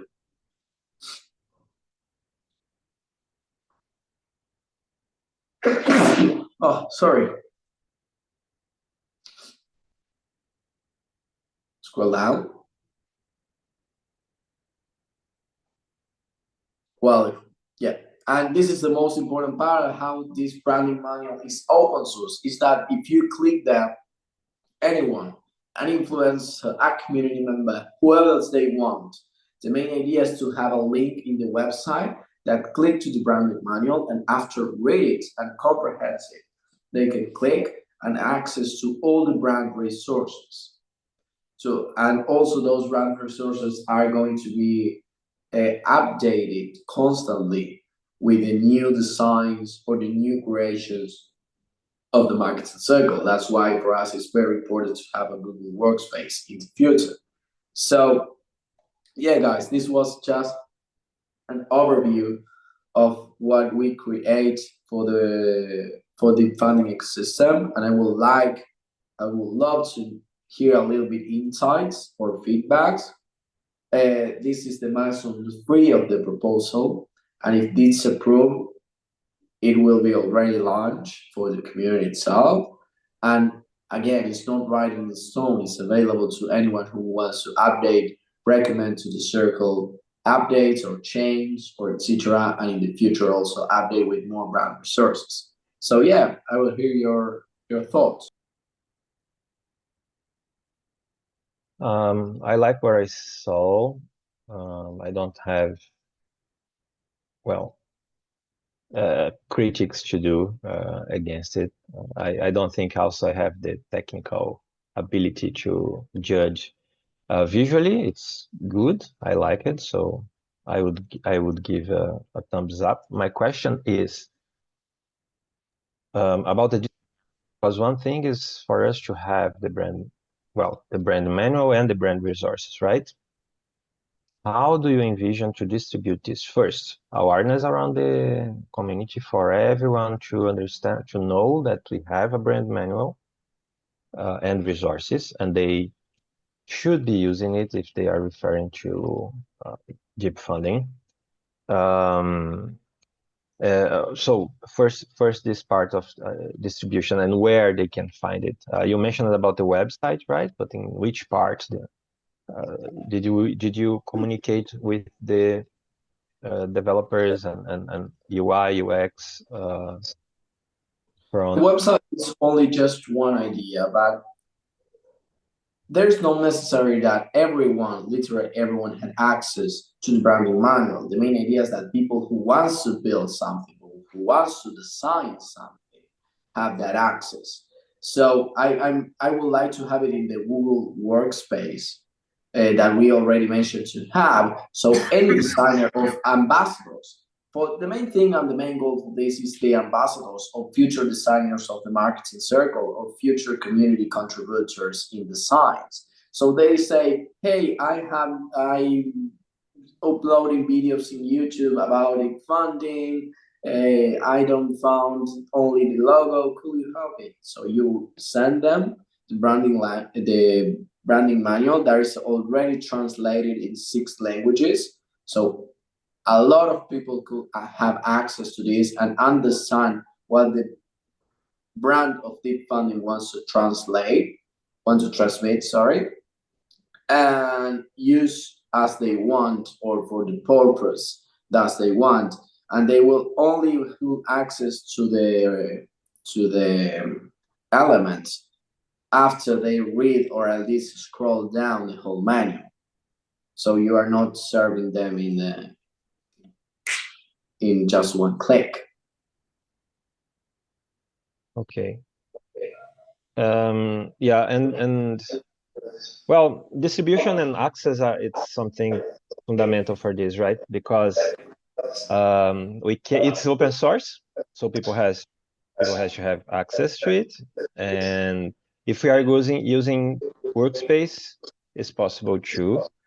But at the same time, we have to have some sort of end-on marketing for people within the foundation and the ecosystem to know that was the point. So it's I still think we should have deep dive. Our newsletter should go through this and explain. That's for sure. That's something outside the proposal that we are going to do for sure in the marketing circle. The market circle, perfect. Yeah. So once the proposal is approved by this breakout room, and also that MySol is accomplished, we are going to do in the marketing circle some marketing around it, and also try to reach all these NET ambassadors to understand it, because with some time we are going to need people that cover what's happening in the deep funding ecosystem, and could be a regular task for the ambassadors. Yes, Kenrick. Yes, I would certainly approve this. I know a lot of hard work goes into creating all of this. It looks really nice. I have some thoughts for like a version 2 that you might want to consider, and it also is sort of questions too. I'm not a marketing expert, but we went through a process like this for our own symbol for FOTREC with the WADA marketing team. So one thing I'm wondering about, if you could come up with like, I'm thinking about sort of more symbolic things rather than the D and the F. So when I think about symbols of deep funding, 2 things come to mind. One question is, does AGIX have a symbol, so that you would be showing the currency that we're using for deep funding as maybe part of the brand? That's one question I have. And then the other thing is, the word deep has a lot of symbolic meaning, right? Like a deep ocean, or deep thoughts and insights, or a deep liquidity pool. Deep learning. But somehow the word deep seems like very rich symbolically. And somehow, I don't know how you express that in a picture, but maybe there's a symbolic way to express the word deep rather than just the letter D. I like it, Rick. I will answer your first question first. Regarding the AGIX logo, well, here what we are trying to set is a brand identity itself for deep funding. We understand that deep funding is part of the Singularity ecosystem, but what we are trying to do here is to build our own community with people that understand the product, and with an ecosystem all around the product, all around deep funding ecosystem. We start, But let me say too, I know SingularityNET has a symbol, but I guess my question is, does the AGIX coin have a symbol? Yes. It does? Yes, it's the same of AGIX. It's Singularity. The AGIX symbol is the same as Singularity. Okay, so it is the SingularityNET symbol that they use for the currency? Yeah. Yeah, okay. All right. So I guess that kind of complicates it. Yeah, all right. Fair enough. And what was the second question? It's about the word deep. Like, it would take some thought. So it's not like for this meeting, but it would be an interesting thing for the marketing circle to think about the symbolic representations of the word deep that maybe would influence what you want as a symbol for the deep funding community. So in other words, one way I would think about this then is to start with the SingularityNET symbol, right? but then add to it the word deep, and then symbolically represent that depth rather than through the letters D and F. I like it. Well, the logo by them itself, it was delivered to us by the foundation at that time because it was already created. And I think it's already registered too. I could not mention that. Oh, but this I like, symbol? yes, the D. Okay. I think I could not make a statement there, but it was delivered when I was starting working in Deep Funding. But I really like what you mentioned about the sentiments of Deep, and we could approach or more that aspect from future posts or campaigns. So super valid feedback.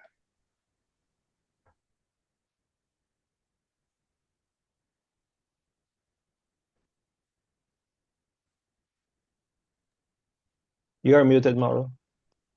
I think you can get me COVID by distance because when I start the meeting, I start coughing and sneeze. So, yeah, Curtis, do you have any outcome, any comment about this? No, but I'm a systems structure fan, right? So having this kit that anybody who wants to be part of it or marketing or whatever it wants to represent, having this tool and this asset readily and easily available to me is extremely powerful. And then open sourcing it for follow-up discussions and so forth, I think it's in a great direction.